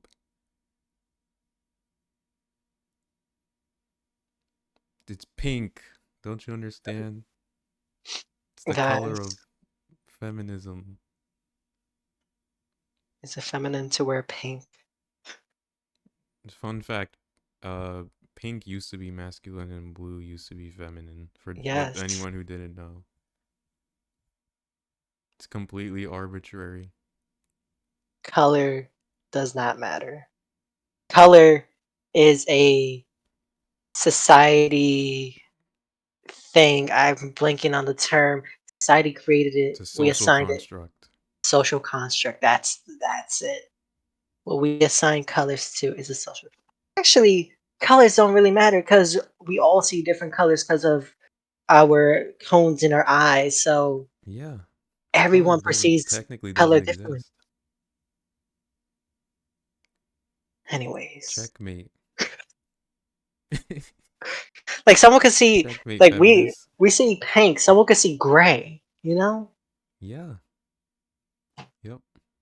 Anyways, And I'm just gonna say it. I happen to think Peter looks good in a bathrobe. I think he looks good in pink. He's a Chad. I want to hear what he said about him saying, you're the reason I had her.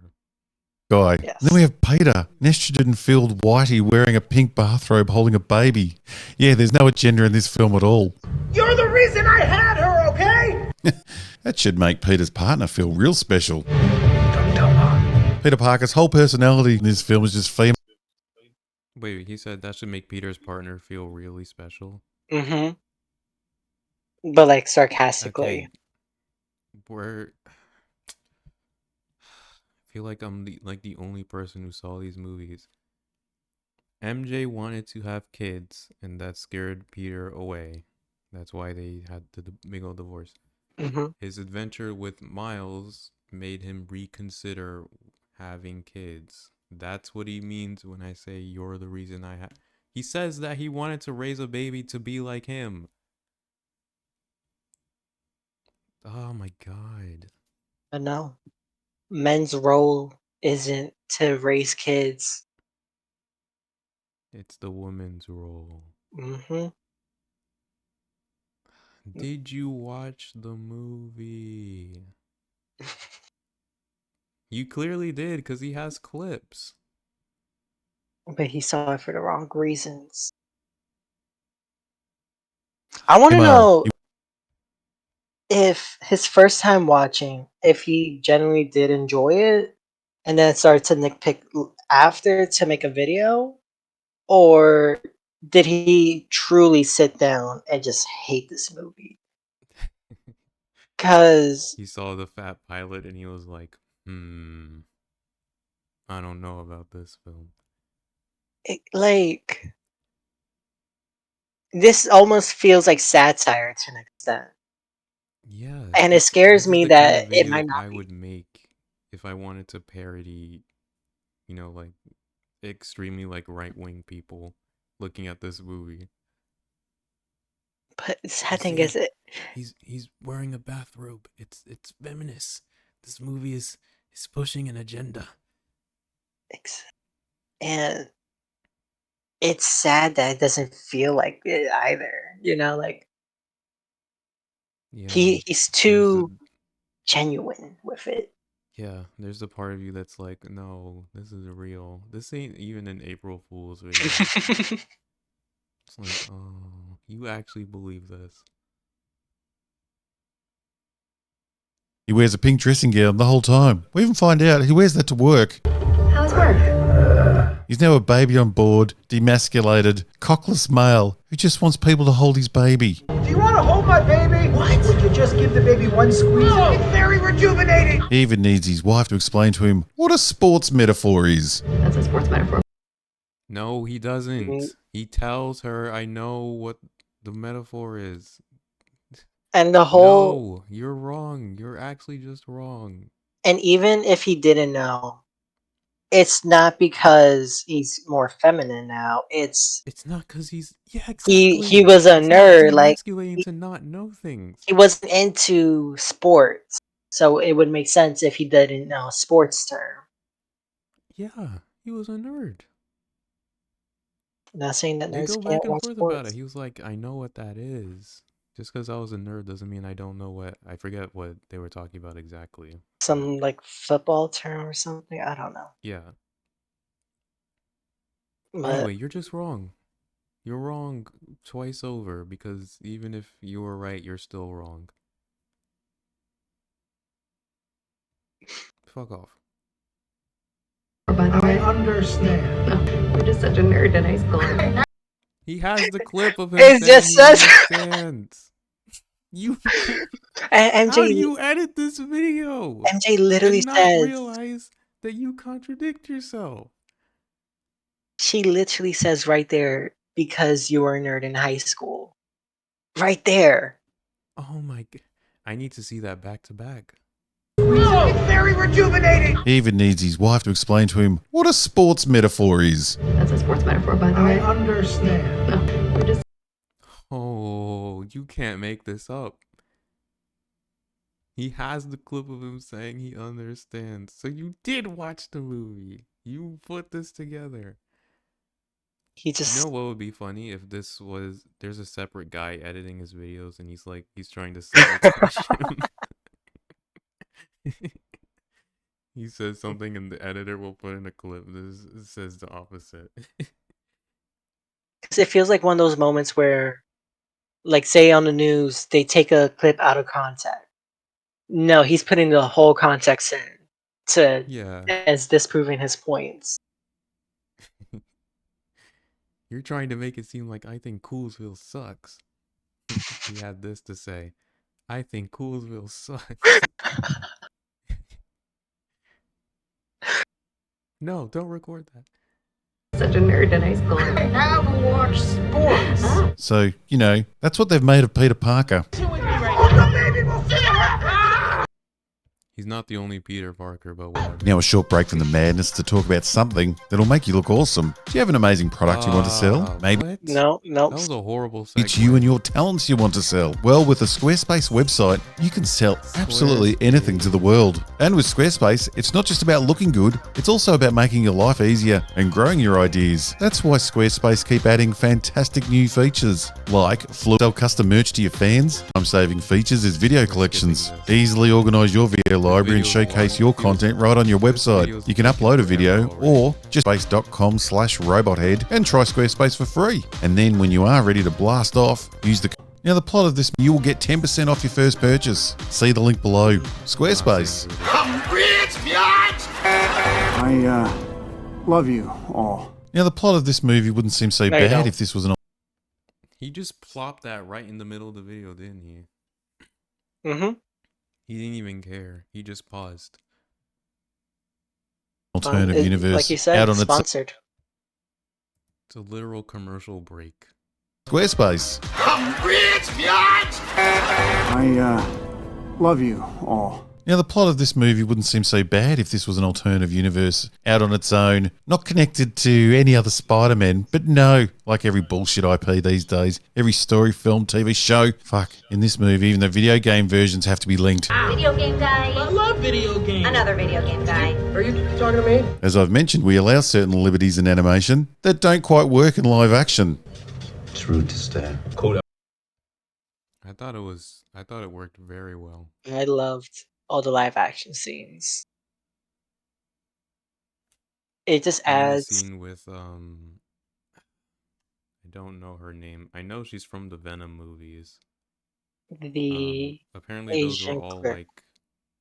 That's all archived footage, but, like, it could have fooled me. Oh, so they just had enough footage to just edit it without having to, like, re-record. That's cool. It's not new.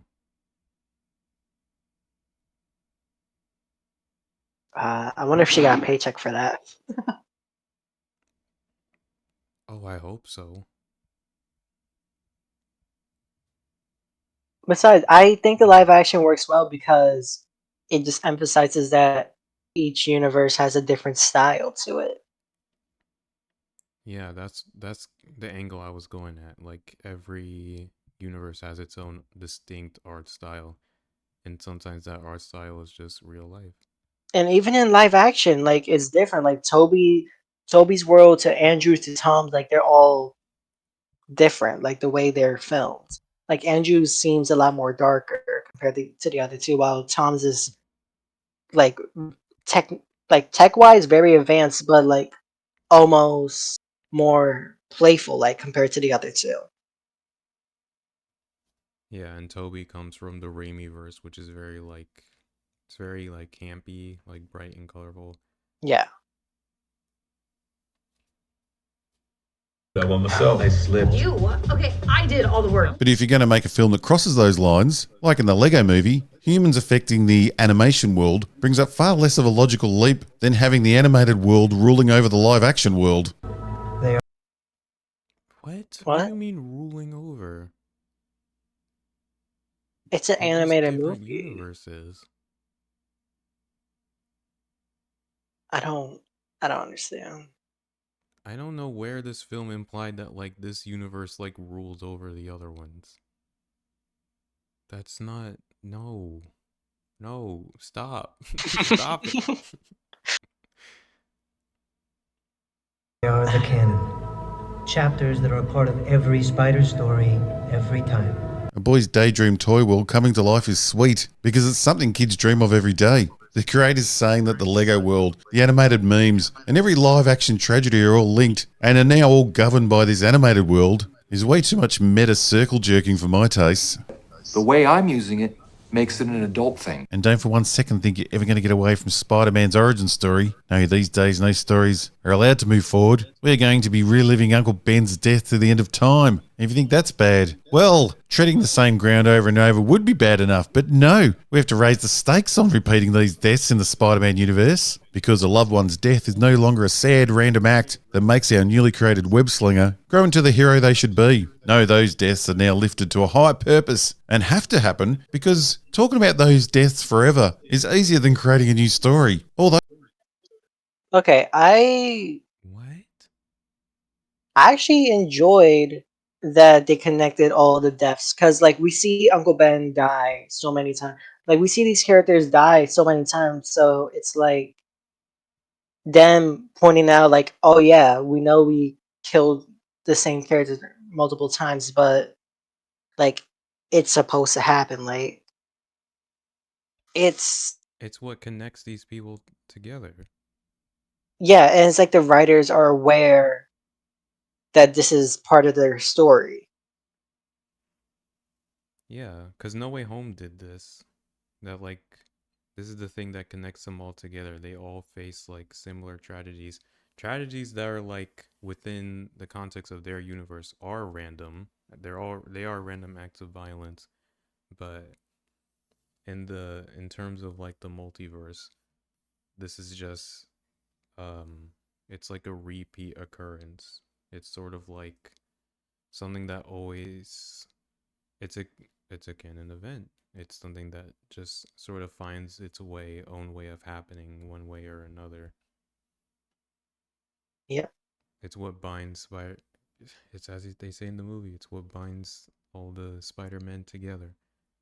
And like you said, I like that the writers are kind of aware that this is a story that we see over and over and over again, and they contextualize that in the story as something that must happen. It's like a meta commentary on people who are like, oh, Tom Holland isn't real Spider-Man because we didn't see Uncle Ben die, you know? Yeah. And I I don't think this guy realizes that, like, I think he thinks that Miguel is 100% correct. About I don't think canon he realized events. that he's being set up to be wrong. Like, obviously we'll know for sure when Beyond comes out, but I'm positive that we're setting him up to be wrong. Yeah. And this guy is just taking everything at face value with no critical thinking. So Yeah, this is level 1 engagement with the movie, where you just take whatever the movie says as true. Oh well. Those deaths are now important because now they're all pre-written canon. And you know, canon confirmation is super important if you're on Twitter. Because in the real world, no one gives a shit if something is labelled as canon. And if you don't know, canon is the studio or creators agreed upon events that happen in any IP's universe. Bullshit, bullshit. Yes, I prefer good stories and original ideas, but to the true diehard fans, canon means everything. Protect me! So if you preferred it when Spider-Man was your friendly neighborhood hero, over the universe-crushing godlike heroes and villains we're getting these days, well, you're completely out of luck. wait. Huh? First, canon obviously does not apply in real life because we're not seeing multiple. Like we only see our one stories in our life. So why everything to us can be a canon event? First off. Second, in terms of storytelling, not just in Western media, but in like say anime, for example, people do care about what's canon or not to the story. Like, is it what was originally intended to be written, or is it just some filler to just add something to it? You know? Yeah. And I hold on, I'm going to rewind because I'm not understanding what he's trying to say about what's wrong with On canon. events that happen in any IP's universe. Bullshit, bullshit. Yes, I prefer good stories and original ideas, but to the true diehard fans, canon means everything. Protect me! So if you preferred it when Spider-Man was your friendly neighborhood hero, over the universe-crushing godlike heroes and villains we're getting these days, well, you're completely out of luck. The thing is, like, this is what I call rapid fire stupidity. Like, none of those sentences made sense to me on their own. And then I also don't know how they connect to each other. So if we like our friendly neighborhood Spider-Man, we're out of luck is basically what he's saying because of canon events. Because I that's think he's saying you're out of luck because the Spider-Man is dealing, like, with all these multiverse things now instead of just keeping it contained to the friendly neighborhood. but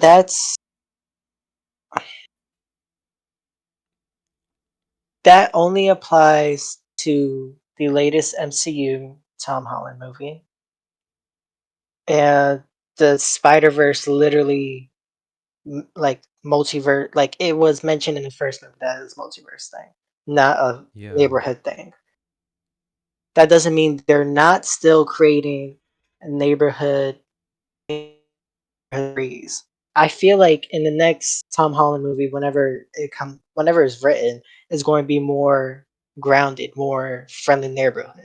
You know, Yeah. at least that's how it was like being set up, because he has a fresh start now, almost.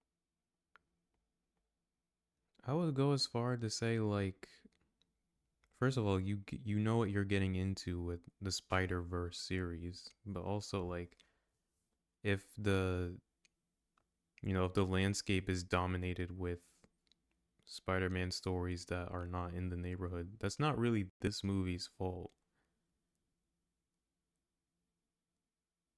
You Yeah, know what the I mean? Like, MCU is not connected to Spider-Verse.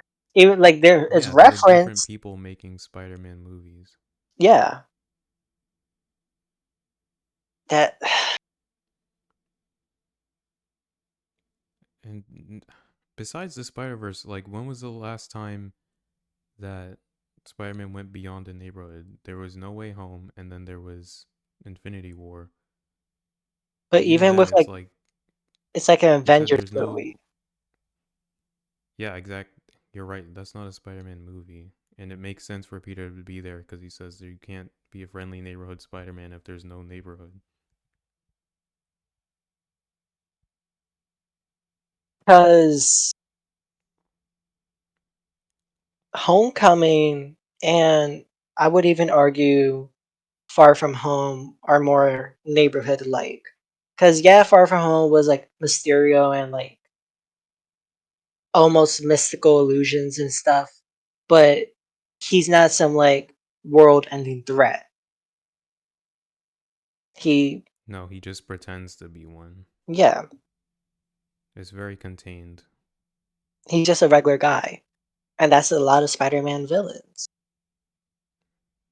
Yeah, Vulture was just a guy. Mysterio was just a guy. I don't know. Well, I don't know. I forgot what we were even like responding to. canon events and Yeah. And how there are too many high stakes Spider-Man stories. I but guess.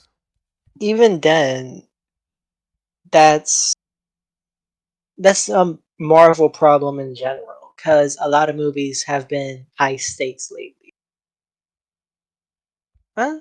Nah, The MCU for sure.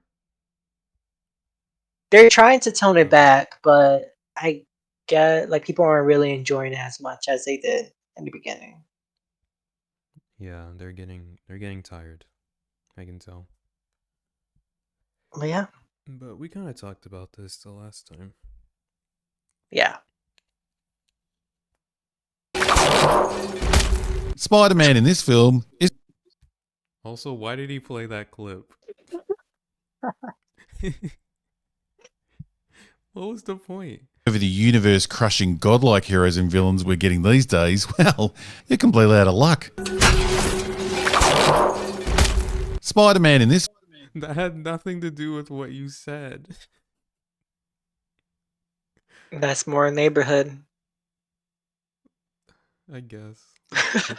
We have 9 minutes left. Please let it be film isn't just godlike, he now is a god. And not in some over-the-top way of... Wait, what? Huh? What? Yeah. This is what I'm saying. Like this, he's going too fast with these. Well, you're completely out of luck. Spider-Man in this film isn't just godlike, he now is a god. And not in some over... What? Spider-Man is a god. Is he talking about Miles? He's talking about Miles having electric abilities and being able to turn invisible. Because he could do that, he's a god. Top way. So he has that same criticism for the first movie then, because he can do that in the first movie as well, Or right? yes, he could do it in the first movie, and then it's like then he just criticizes Miles' character entirely because Miles was able to do this early in his like development. Sorry, I'm gonna let him play. I need to hear this whole thing beginning to end. Okay. I'm blown away. Just godlike, he now is a god, and not in some over-the-top way of describing his powers. Powers, I might add, that constantly change to fit in with the limited imagination. What? They constantly change. The only How? change was in this movie where he said he can now absorb power and shoot it out. Yes, but that makes sense to his ability. Like it's growing. Like in the first movie, he just got it. Like he's still learning, so it makes sense that he has a better understanding of what he can do with it. Yeah, And it makes even sense to me. Like if you can shoot power out, you should be able to. It makes sense that you'd be able to draw it in too. and even then, he's still learning. Like from the fingertips to his palms. Like it's not like Yeah, he has this they're master. not Like here's going. changing. They're just evolving. And then invisibility is the same. Turn invisible. Yeah, he just has better control of it. I'm still waiting to hear how Miles is a god. He's saying not in the exaggerated way. Not in the powers. We'll see. Imagination of the writers, Spider men's, women's, and whatever else. He now is a god, and not in some over-the-top way of describing his powers. Powers, I might add, that constantly change to fit in with the limited imagination of the writers. Spider men's, women's, and whatever else they want to make a Spider-Man. In this film, are gods in the classical sense. All of them? They're all gods. Oh my. Okay, I'm gonna hear him out. Fate of every universe relies on their actions. If they save the wrong person, then their whole universe can collapse. What's that? It's a metaphor for capitalism. Woke. My favorite thing. So he's saying they're gods because they single-handedly affect the fate of their universes, but that big old black hole was not because of Miles. That was because of Spot. Yes. I was 50-50 on this before it came out in digital, but now I'm positive. I'm positive that that's Spot because that looks exactly like Spot's holes. It has the same particle effects, like the black lightning. Mm-hmm. And you can hear it in this clip. Spot's theme is playing while they show the black hole. I did not know that, actually. The music, even the music agrees. The music never lies.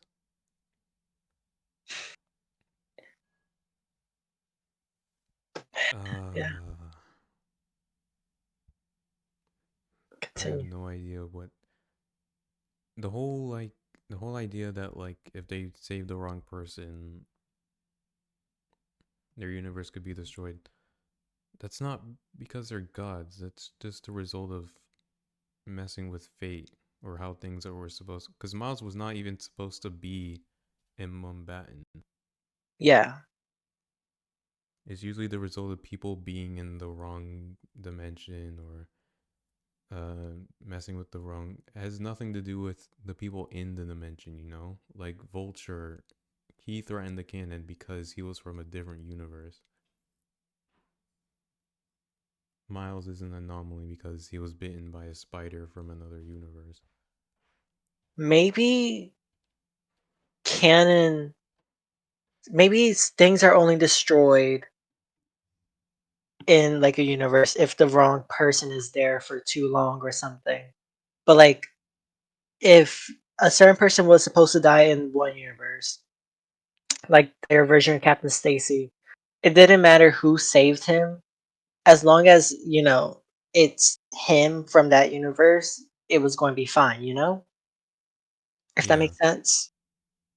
So like, if Miles saves his dad, it's all going to be fine because it's his universe. The only reason Miles' dad is in danger is because of Spot, who, by Miguel's word, isn't even supposed to exist. But So is also from Miles's universe. So it's really confusing. This is what I would point to say that Miguel is wrong, because even in Mumbattan, the reason why Inspector Singh and his girlfriend, I forget his name, the reason why they're in trouble is because of Spot, and he's only there because of Miles. Two anomalies who weren't supposed to be in that dimension, so I have no idea. Because Gwen's watch says like a canon event is about to occur. How is this a canon event if it was caused by two people who had no business being there? yes. You know what I mean? Like, how Yes. is this supposed to happen? I guess to them, it's as long as it happens, it doesn't matter by the means, as long as the I guess they results don't are the care same. about specifics. Because I think I asked this last time too. I was like, why is Miles even like bound to these canon rules if he wasn't even supposed to be Spider-Man? Why is it a... Do they care how Miles' dad dies? Because they're supposed to detain the Spot. Are they going to let him kill his dad first and then arrest him? That honestly sounds like what Miguel was trying to do. As long as the Yeah. dad dies first, then they can catch Spot. But the thing is, like, Spot keeps getting more and more powerful because people are not capturing him when they have the chance. They keep letting him go. If Miguel wasn't so fixated on Miles, like, Spot should be his #1 priority, because he's a threat to the entire thing. He should not have sent Gwen by herself. No, That another criticism I make of Miguel or Jess, whoever made that decision. because it's like they didn't even have to interact with Miles at all visiting his universe. They could have just found the Spot, took him in and out. But because they sent And if they Gwen, knew that Gwen had an emotion, because this was the reason Miguel didn't even want to recruit her. So if he knows that about her, he should have been like, you go keep an eye on her, make sure she stays on task to somebody. honestly, he wouldn't even have known because he was in his bedroom when jumped in. Yep, he was grounded. He would. Oh man, shouldn't Spire Society know like where Gwen is portaling to? Can you pick the exact location? That is weird because if they could portal to anywhere, why wouldn't they portal closer to, like, say, Miles's house? You know? Yeah, or like the last place that Spot was, seen. Yeah, like why? That is interesting. I feel maybe that's a criticism for the movie that Yeah, because if we can make. Jess is like monitoring Gwen, then she would know that she was too close to Miles from the beginning. Oh, I'm uncovering potential problems. And couldn't they just be listening into Gwen the entire time? Because when Peter was having to talk with Miles, they like were able to pin his location and they were able to like listen in They knew that and speak. they knew that he was talking to Miles, and they didn't have like. I assume they didn't have cameras or whatever. Maybe they did. Yeah, these movies, they Plot ain't point. perfect. But we're already doing a better job criticizing it than this guy has in his 25-minute video. Oh my gosh. Okay.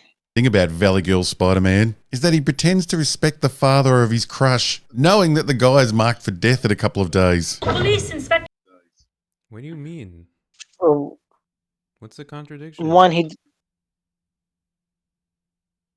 well, I don't know that. But first, he doesn't pretend to respect the dad. Like Yeah, it's the father of his gen girlfriend. like yeah, he's going to respect him. And Pav did not know about the canon event. He didn't know the captain was going to die. There's no way he knew because he tried to save him. He did. He said I Yeah. can do both. So that being marked for death thing, like that's just wrong. That's bullshit. Because doesn't remember every canon event has like a code. I think he calls like the death of the captain like 2518 whatever. But it's something that doesn't happen to every single Spider-Man, right?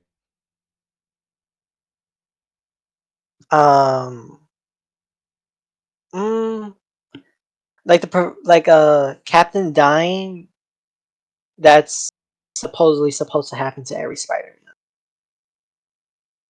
Okay, I mean, that's a whole like.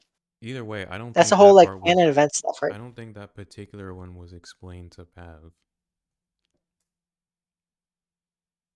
I feel like, well, one, he's like a somewhat newer member, like 3 months in or something like that. Or was he like Spider-Man for 3 months? He said he was Spider-Man for 6 months, but that doesn't. 6 months. I don't know how long he's been part of Spider Society. Yeah, so it's not like they're going to explain like he's a fresh Spider-Man. They're not going to tell him everything that could potentially happen to him. No, I mean Miguel's strategy seems to be like he waits for them to happen, and then he comes in and be like, "This was a canon event. This was how it was supposed to go. Yeah. Join my club." Yeah. Actually, that's a whole weird thing, because say they step in after a canon event happens. Is there a point, like, after a certain amount of canon events, they could join the Spider Society? Like,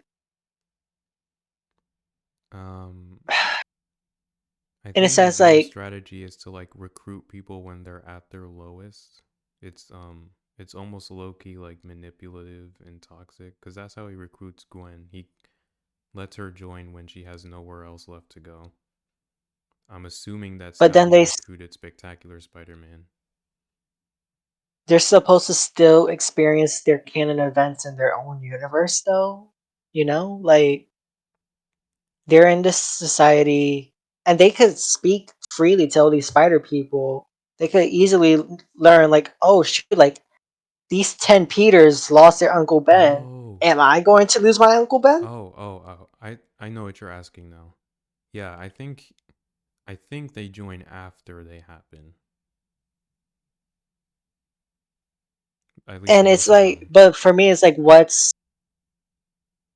the line? What's like, yeah. Because actually, wait, it's so weird because Gwen knew Captain Stacy's supposed to die, but it's still like in the society doing whatever, not going to save him. Like, oh, he's gonna die. It's supposed to happen. I think he takes it on a case-by-case basis, like how well they'll handle the information.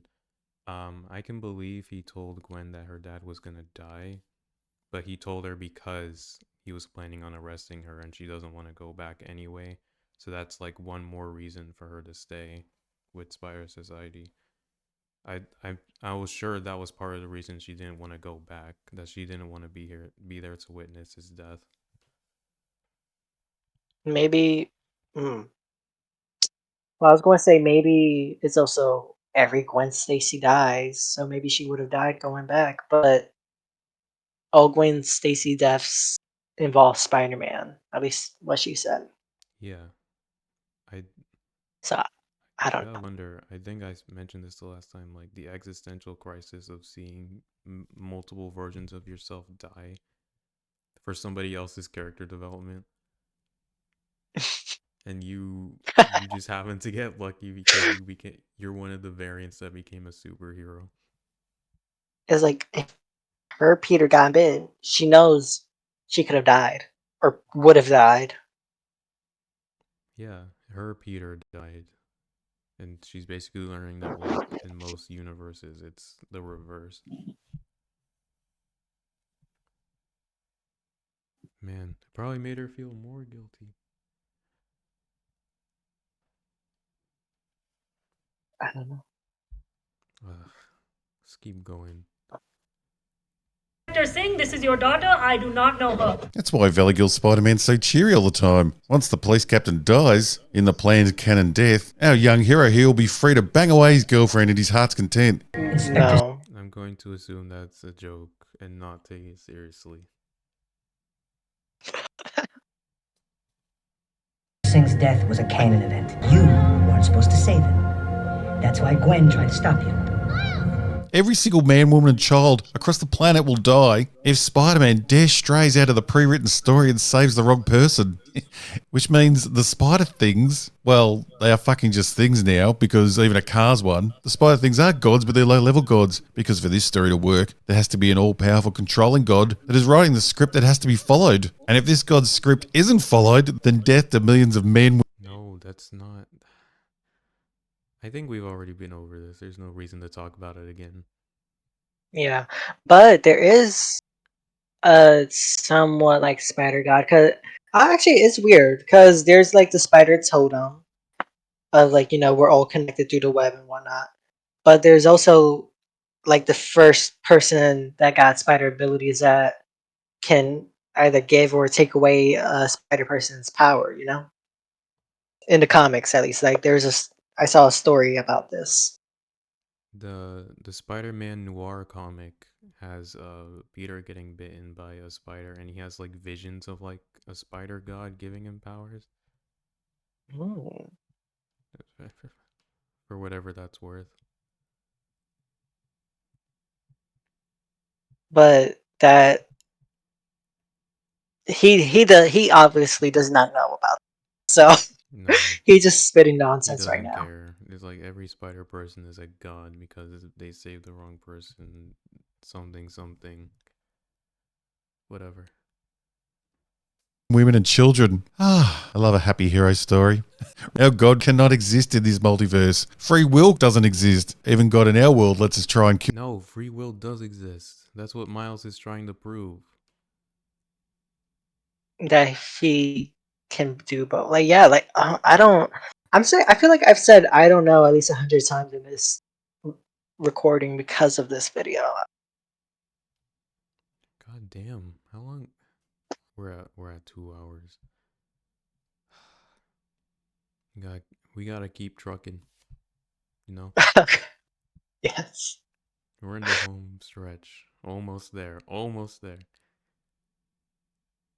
Cure cancer, or maybe save someone from dying, but not the spider god. The spider god rules all, and if one of his chosen ones steps slightly out of line, we all die for the sin of non-sacrifice. So pray the right people get killed.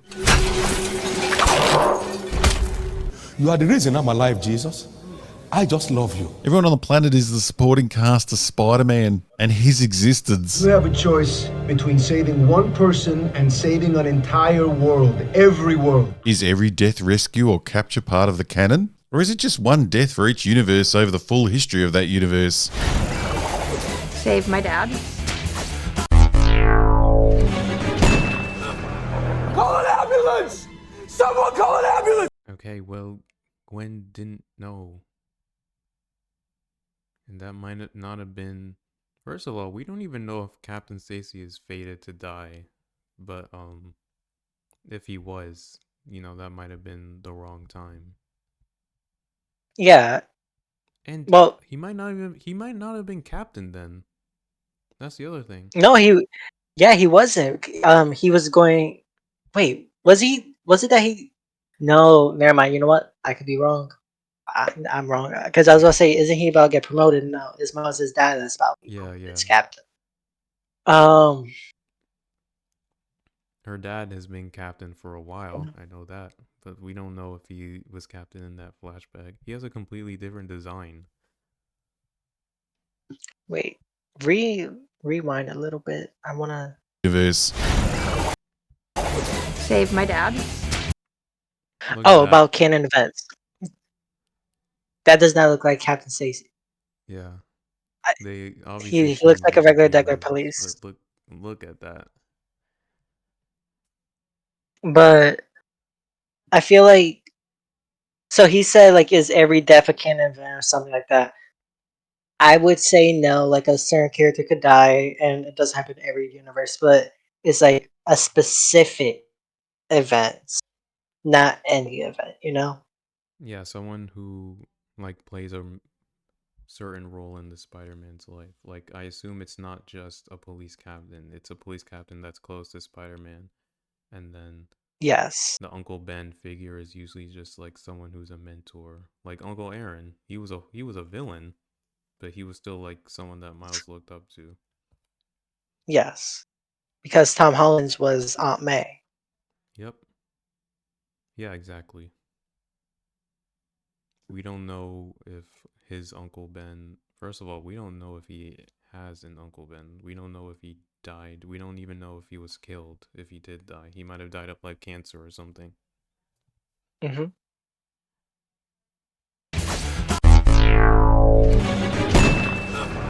Call an ambulance! Someone call an ambulance! Uncle Ben! Uncle Ben! Oh.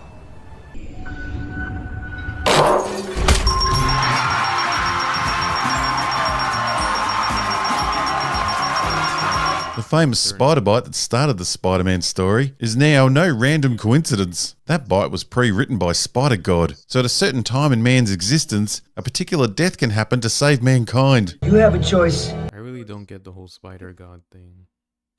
I thought it was pretty easy to understand. There are coincidences in universe, but in the grand scheme, they're like fated events.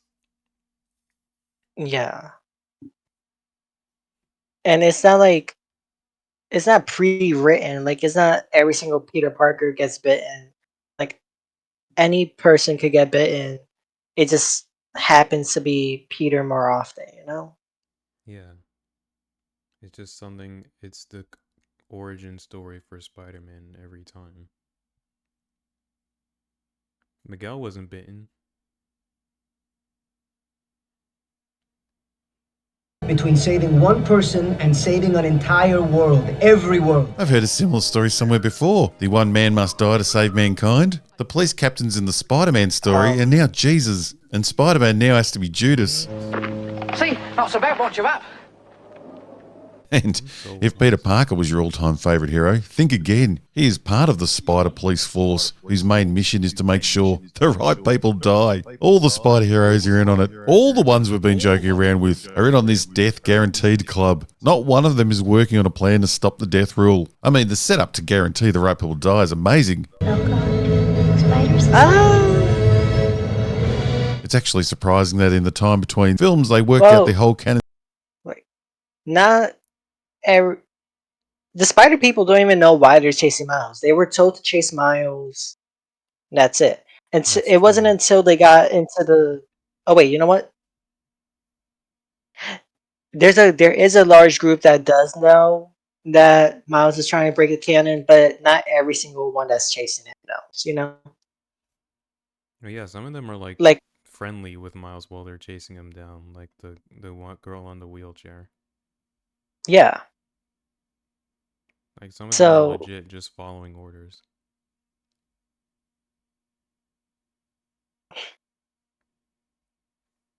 You're right, I didn't think about that. A lot of them don't know why they're chasing Miles. Like Metro Boomin, Spider-Man. the only ones that know were the ones in that room, but that wasn't like every Spider person, you know. Do It you was think like that every single one got the explanation? no. I feel the ones in that room, yes, they know about canon events and whatnot. But the ones, I feel like there's a large amount that don't know or haven't experienced the canon events yet. Because, yeah, because it feels more like, I feel like they're told about the canon event after, you said this earlier, after it happened. Yeah. So I think Miguel is calculated enough to like pick and choose who he would tell about that. But I feel like it's almost for every event. So, like, say his Pav's Uncle Ben died. He knows it's a canon event. But he didn't know about Captain Stacy. Maybe he was going to be told about Captain, or not his captain, his captain. Not, I don't know what his name is, but his captain was supposed to Inspector die. Singh. That's a canon event. Yes, Inspector Singh. Wait, He was wouldn't going to be it told after even the fact, count because he's an inspector? Is that the captain equivalent? That's a good question. It seems to be inspector is just like a police person. It doesn't really imply any kind of leadership. I'm not gonna get into this, but yeah, I think he would, Miguel that is, I think he would pick and choose what canon events he would tell people about based on how he thinks they would react. Because I think if he told Pav that Inspector Singh is supposed to die, he would try and save him. Especially being like a new Spider-Man. Which is interesting why he told Miles. Yeah, I'm trying to wrap my head around the motive. Because what prompts him to explain it to him again? I know Miguel says do the thing. That they're all connected to the web. That he talks about canon events. Oh, it's because But Miles saves Singh and he wants to know why that's a bad thing. Yes. Oh, yep, never mind. It makes sense. He did not have to explain his dad dying. That's where Miguel messed up. Well, he didn't, right? Miles put that together on his own.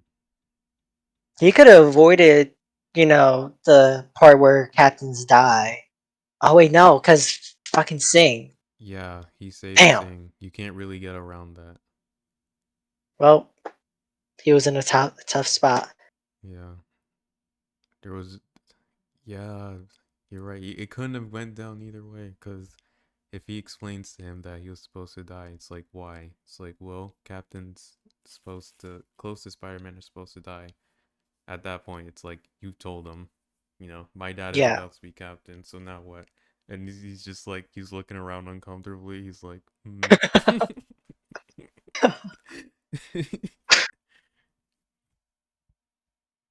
System and understood it. Where the lines converge? They are the canon. Chapters that are a part of every spider story, every time. I mean, you think it would take generations to work out that pattern, linking a whole universe's collapse? I mean, it is. I mean, it's not generations, but it's like, it's a lot of You just showed the clip where it was just like rows and rows of spider people. Back to one individual not dying on a certain day? That's some Stephen Hawkins thinking. Wrong again. But our main antagonist here figured out control. I don't know. Terrible joke. Controlled universe skipping travel. Well, his sidekick did. Oh, here we go. The multiverse didn't collapse. Oh, cool. Hey, did you finish the goober? It's not a goober, it's a gizmo. Deciphered the whole mystery of the canon universe killing rules and set up a huge strike force within a couple of years of the events of the first movie. Even had time to have a full backstory where he lost his family, found a planet that had an exact copy family, and replaced his doppelganger when he died. You think that backstory alone would have taken a couple of years? Bullshit. No, it could have been like 3 months.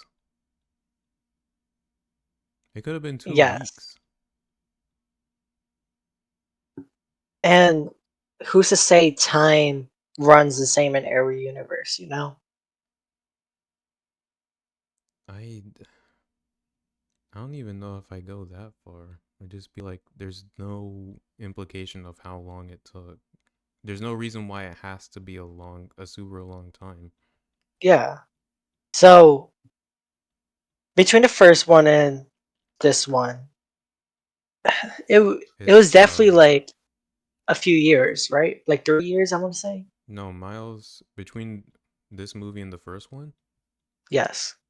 No, Miles says it's been, I think he says 9 months. A 9 year and 4 months. months. A year and 4 months. Yeah, you're right. I'm not. I just looked it up. But so much can happen, like you just said. Like everything that happened to Miguel could have happened in 3 months. Because the post-credit scene, first of all, we don't know when that takes place. And all we know is that Lila says the multiverse didn't collapse. So, yeah, you're wrong. It sounds like immediately after the events.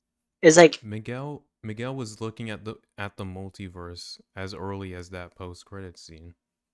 yeah.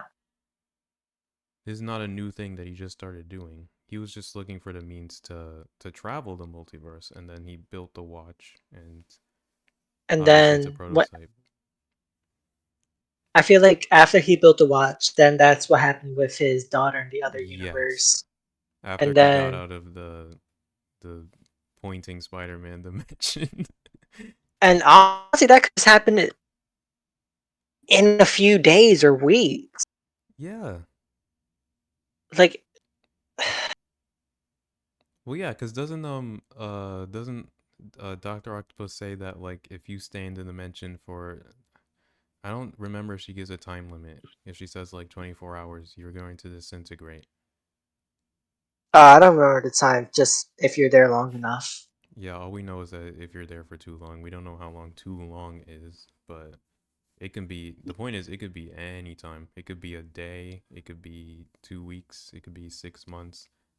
I think that's enough time to figure out the canon, build Spider Society, especially like the tech that we see in Miguel's dimension. And you have the means to travel the multiverse. You could recruit plenty of spider people in a relatively short amount of time. And then those recruits get other recruits. Yeah, that's what I was Like going next. If you give everyone watches, I mean, at that point, you got exponential growth.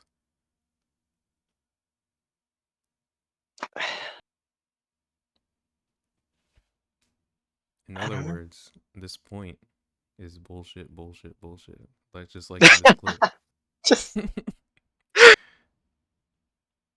5 more minutes. Who knows? Hopefully, time in this film is like an Interstellar and moves differently the further you are away from home. I want to see Miles return home, and his mum is now 93 and his dad is long dead as decades have passed the while top he's been stuff. away. But if that's not the case, how did this guy get so much done in just a few years? And to be totally fair, the universe-skipping tech must be incredibly easy to make. Spider-Punk just starts making his own version. It sort of makes that big spider weaving webs to send people through time all look a bit over the top, like it's not really needed at all. You all knew?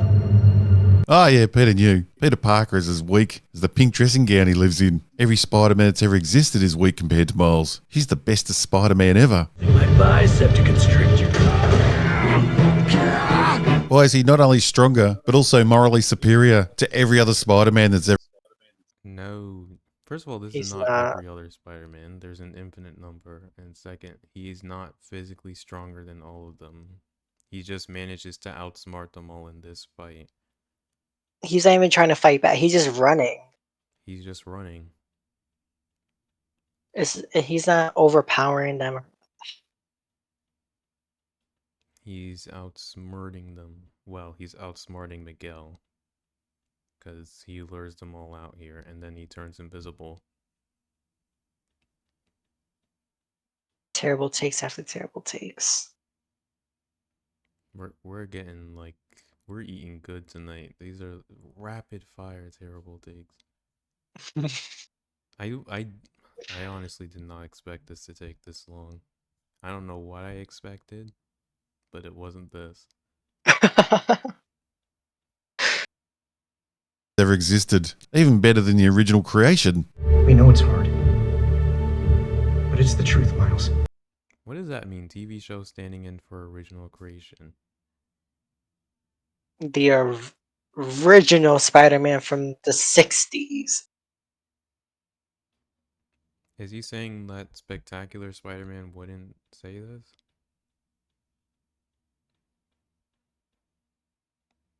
I I don't don't know know. what point I he's don't trying even to make. care at this point.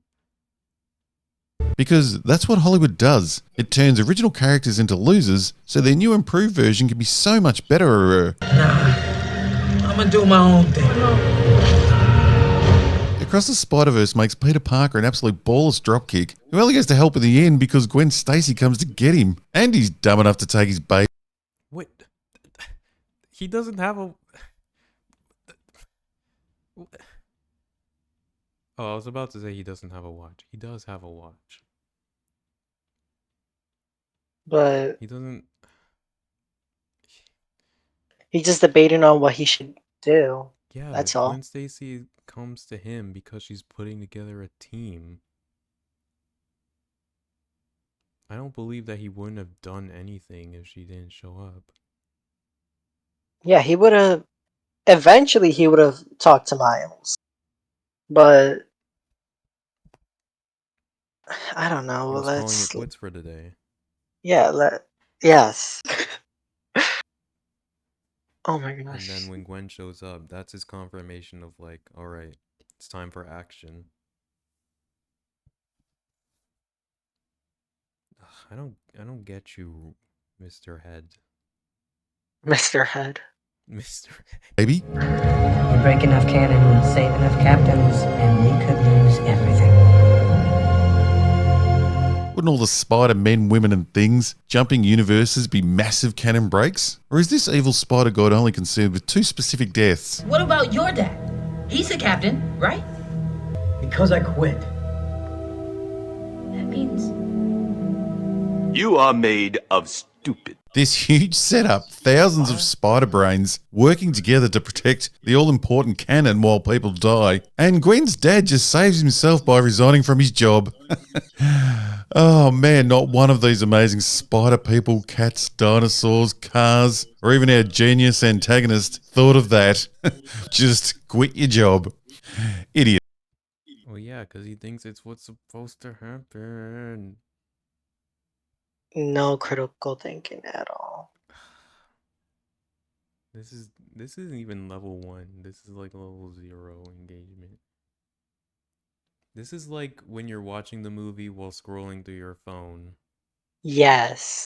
Oh my gosh, that's the perfect way to describe it. Not only that, scrolling through your phone and hating, like going into this movie looking for things to hate. He did not watch this film. He didn't see it in theaters. He pirated it and then he had it on second monitor while he was working on something else. As he was writing this as he was watching. You're right. He had the movie playing and he's just like, he's typing away on Google Docs. Writing the script for this video. This awful video. He's like watching the fight with Vulture and he's like, why are the pilots fat? It's woke. Party. Allegories are interesting in movies, aren't they? The idea of criticizing the world or getting a message across without being too literal or blatant is a fascinating way to be creative. Star Wars was an allegory for the Vietnam War, Gravity about childbirth, The Truman Show about reality TV obsession, and how real people are dehumanized by consumer audiences. So yes, some are very... Yeah, Across the Spider-Verse is a metaphor for people like you.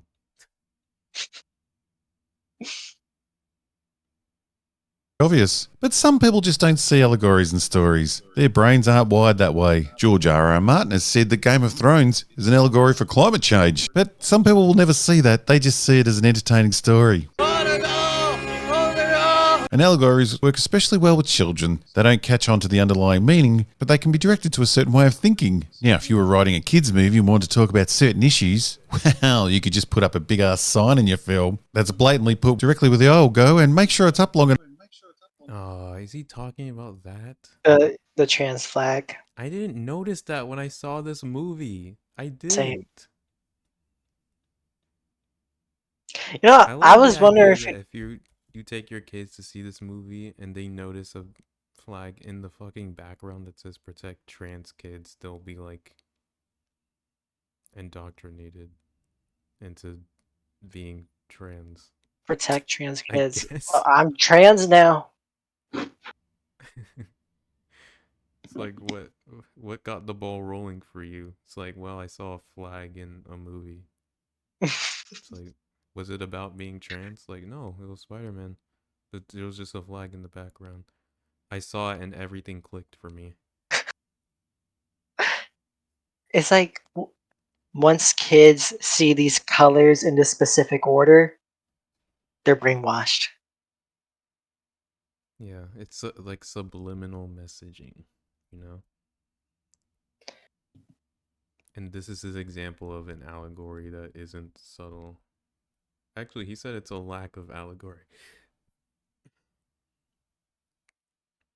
In last episode, we talked about how the trans allegory for Gwen is like kind of a stretch, given what her arc is really about. Yeah. And now he's saying that it's not an allegory at all. It's just it's about being trans because of colors. Oh boy. Let's just bulldoze right past this part. Enough for the kiddies to read. But if you really want to dig down and get into those little kids' inner thoughts, you'd make a huge part of your film focusing on what it means to be accepted for who you truly are, especially when it comes to parents. I know you know I've been lying to you. It's because I thought if you knew, you wouldn't love me the same. Spider-Man was always protective of his identity to protect his loved ones and himself, but now it's more about whether their families will still love them once they expose who they really are. I don't think Peter Parker was... Yes, which is a legitimate concern to have when you're a teenage superhero. Or just a teenager today. Like, would the people that you love, will they accept you if they know who you truly are? If you take off your mask and act the way you would normally act, would they still want to be with you? That's an issue almost anyone faces, or any millennial below, because I feel like anyone above apparently don't care. This pisses me off so much because like Miles has a legitimate reason to like confess to his mom that he's Spider-Man.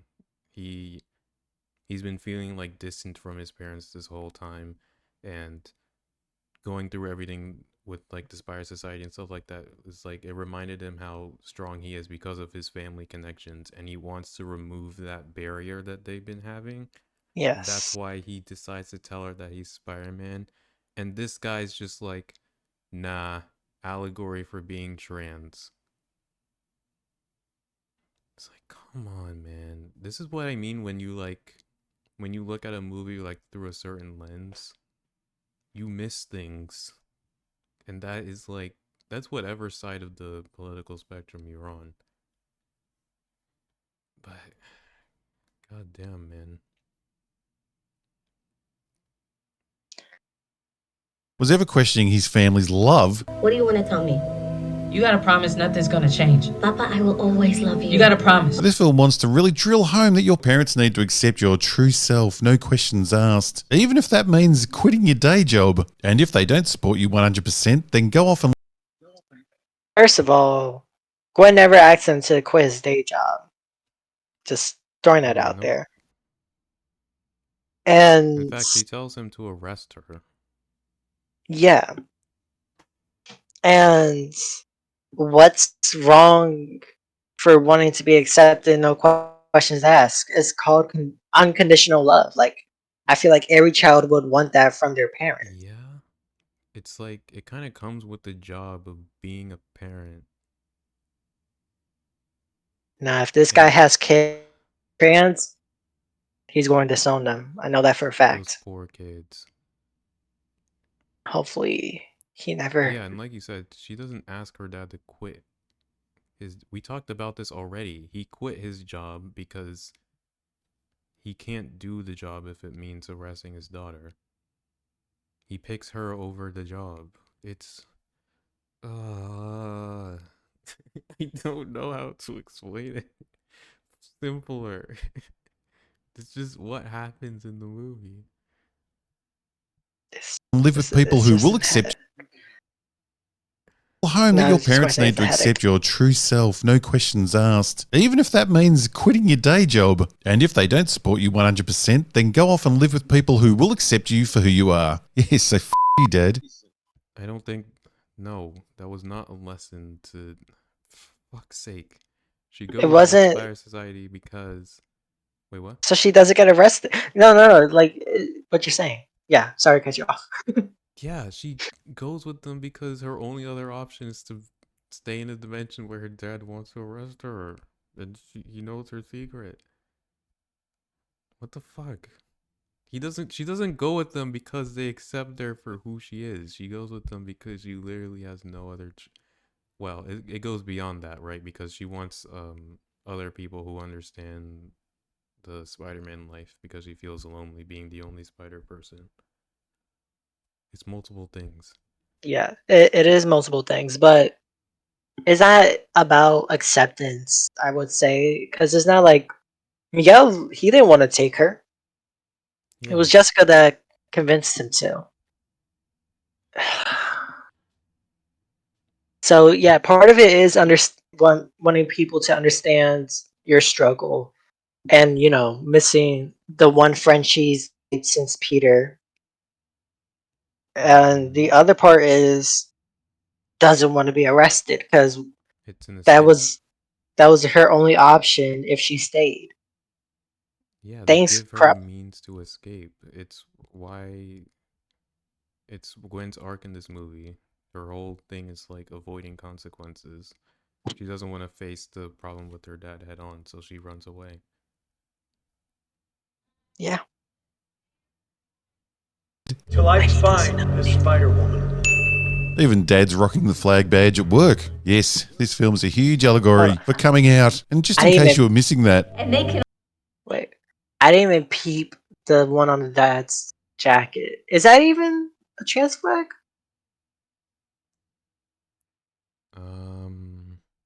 It looks like it. Like it's so subtle. Like who notices this?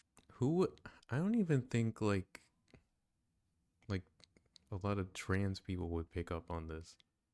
You know? Like I haven't seen a single comment about. Like I always saw the one in Gwen's room, but this is the first time I've seen this one on the jacket. Really? Yes. I Like know a lot of people talking about both.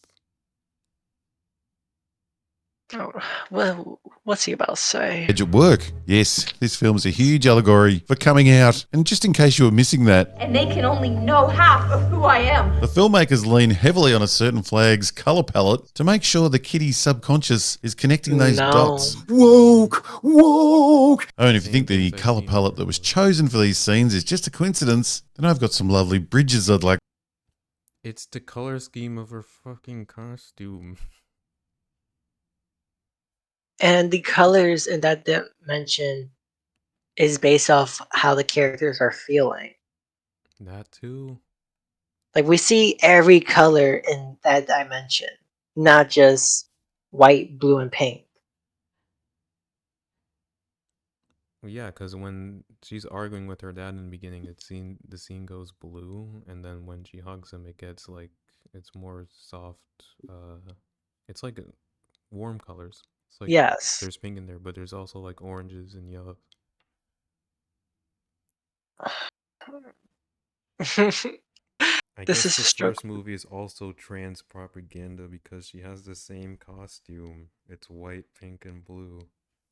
Gwen is just a trans icon from the jump. A woke agenda.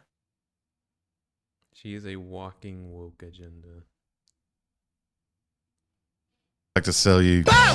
Who cares? And I'm not the only one that was sitting in the cinema reading this message loud and clear. The members of a certain group have been very excited about the message the movie was sending. Where my people at? Where my people at? Now what do we have here? Oh boy, that's going to go down well. Selling trash to the public has never been hard. Don't worry, I know where there's more. McDonald's. Chicken McNuggets are fun. So after really enjoying Into the Spider-Verse, to say I was disappointed in this movie is a bloody understatement. I hated this movie. It's obnoxious, way too long. It pushes its agenda way too hard, which is a shame because a lot of these characters could have been great. A lot of the animation looked fantastic, and the voice actors did a great job. They were all just stuck in this stupid woke piece of crap. Where you can all stand around and each other off while you tilt your head backs and go, woke, woke. We've met.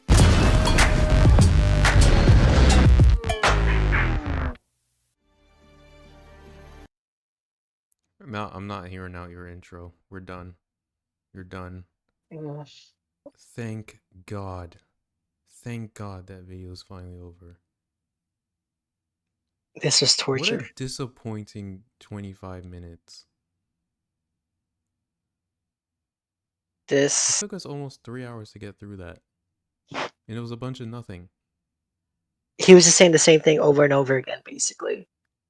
It was horrible. It was exactly what I was afraid of. It was just woke, therefore bad. He did not make a single commentary on the plot. It was all about the characters. And did he even mention a spot? He didn't. It was all meta. It was all meta. All he talked about was the political agenda and the way men / women are portrayed in minorities. It was bad. He didn't make a single point that I agreed with without an asterisk. I don't think. The closest thing was the talking from a distance, but that's the acoustics. Yeah. That's just even then, we found a fix for that. Yeah. At least the scene on the train. I can't believe it. You said that this movie was garbage in the multiverse of stupid. I was expecting, like, man, some really, really hot new takes on why this movie is bad. I feel like off the bio alone you read earlier, I knew it was going to be bad. Yeah, I think so. Man.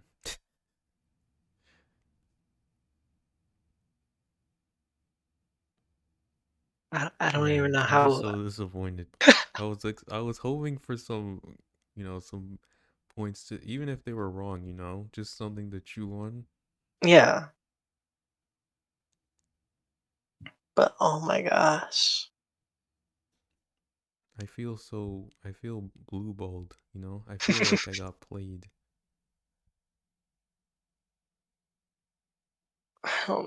I don't even know how we end this podcast. That this was just 3 hours of torture. And no, I'm tired. I want to go to bed. I feel like I wasted 3 hours of my life and yours. I'm really sorry, but I appreciate you coming on today. Of course.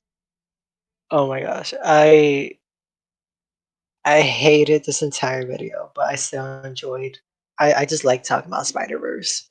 Like, oh my gosh. It opened up some good conversations, I guess. Yes.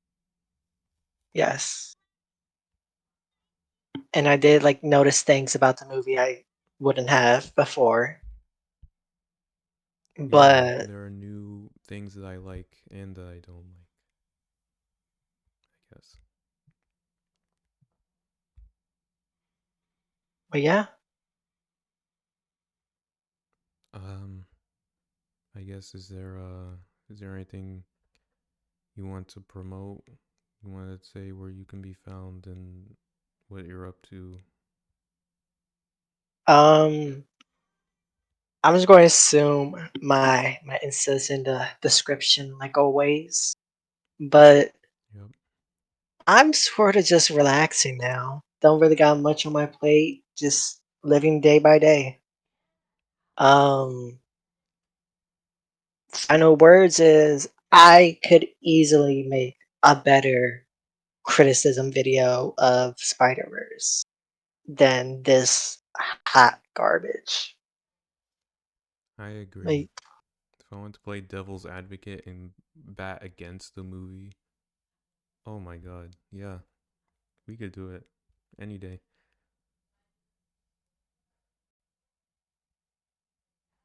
maybe that's a future podcast. That's a different episode of a different show. But golly, yeah. It was still fun to be here. I still enjoyed it. Well, Steven, thank you very much for coming on. Yeah, I'm ready to end this stream. Well, I'm going to bed. Okay. Yeah, links will be in the description, and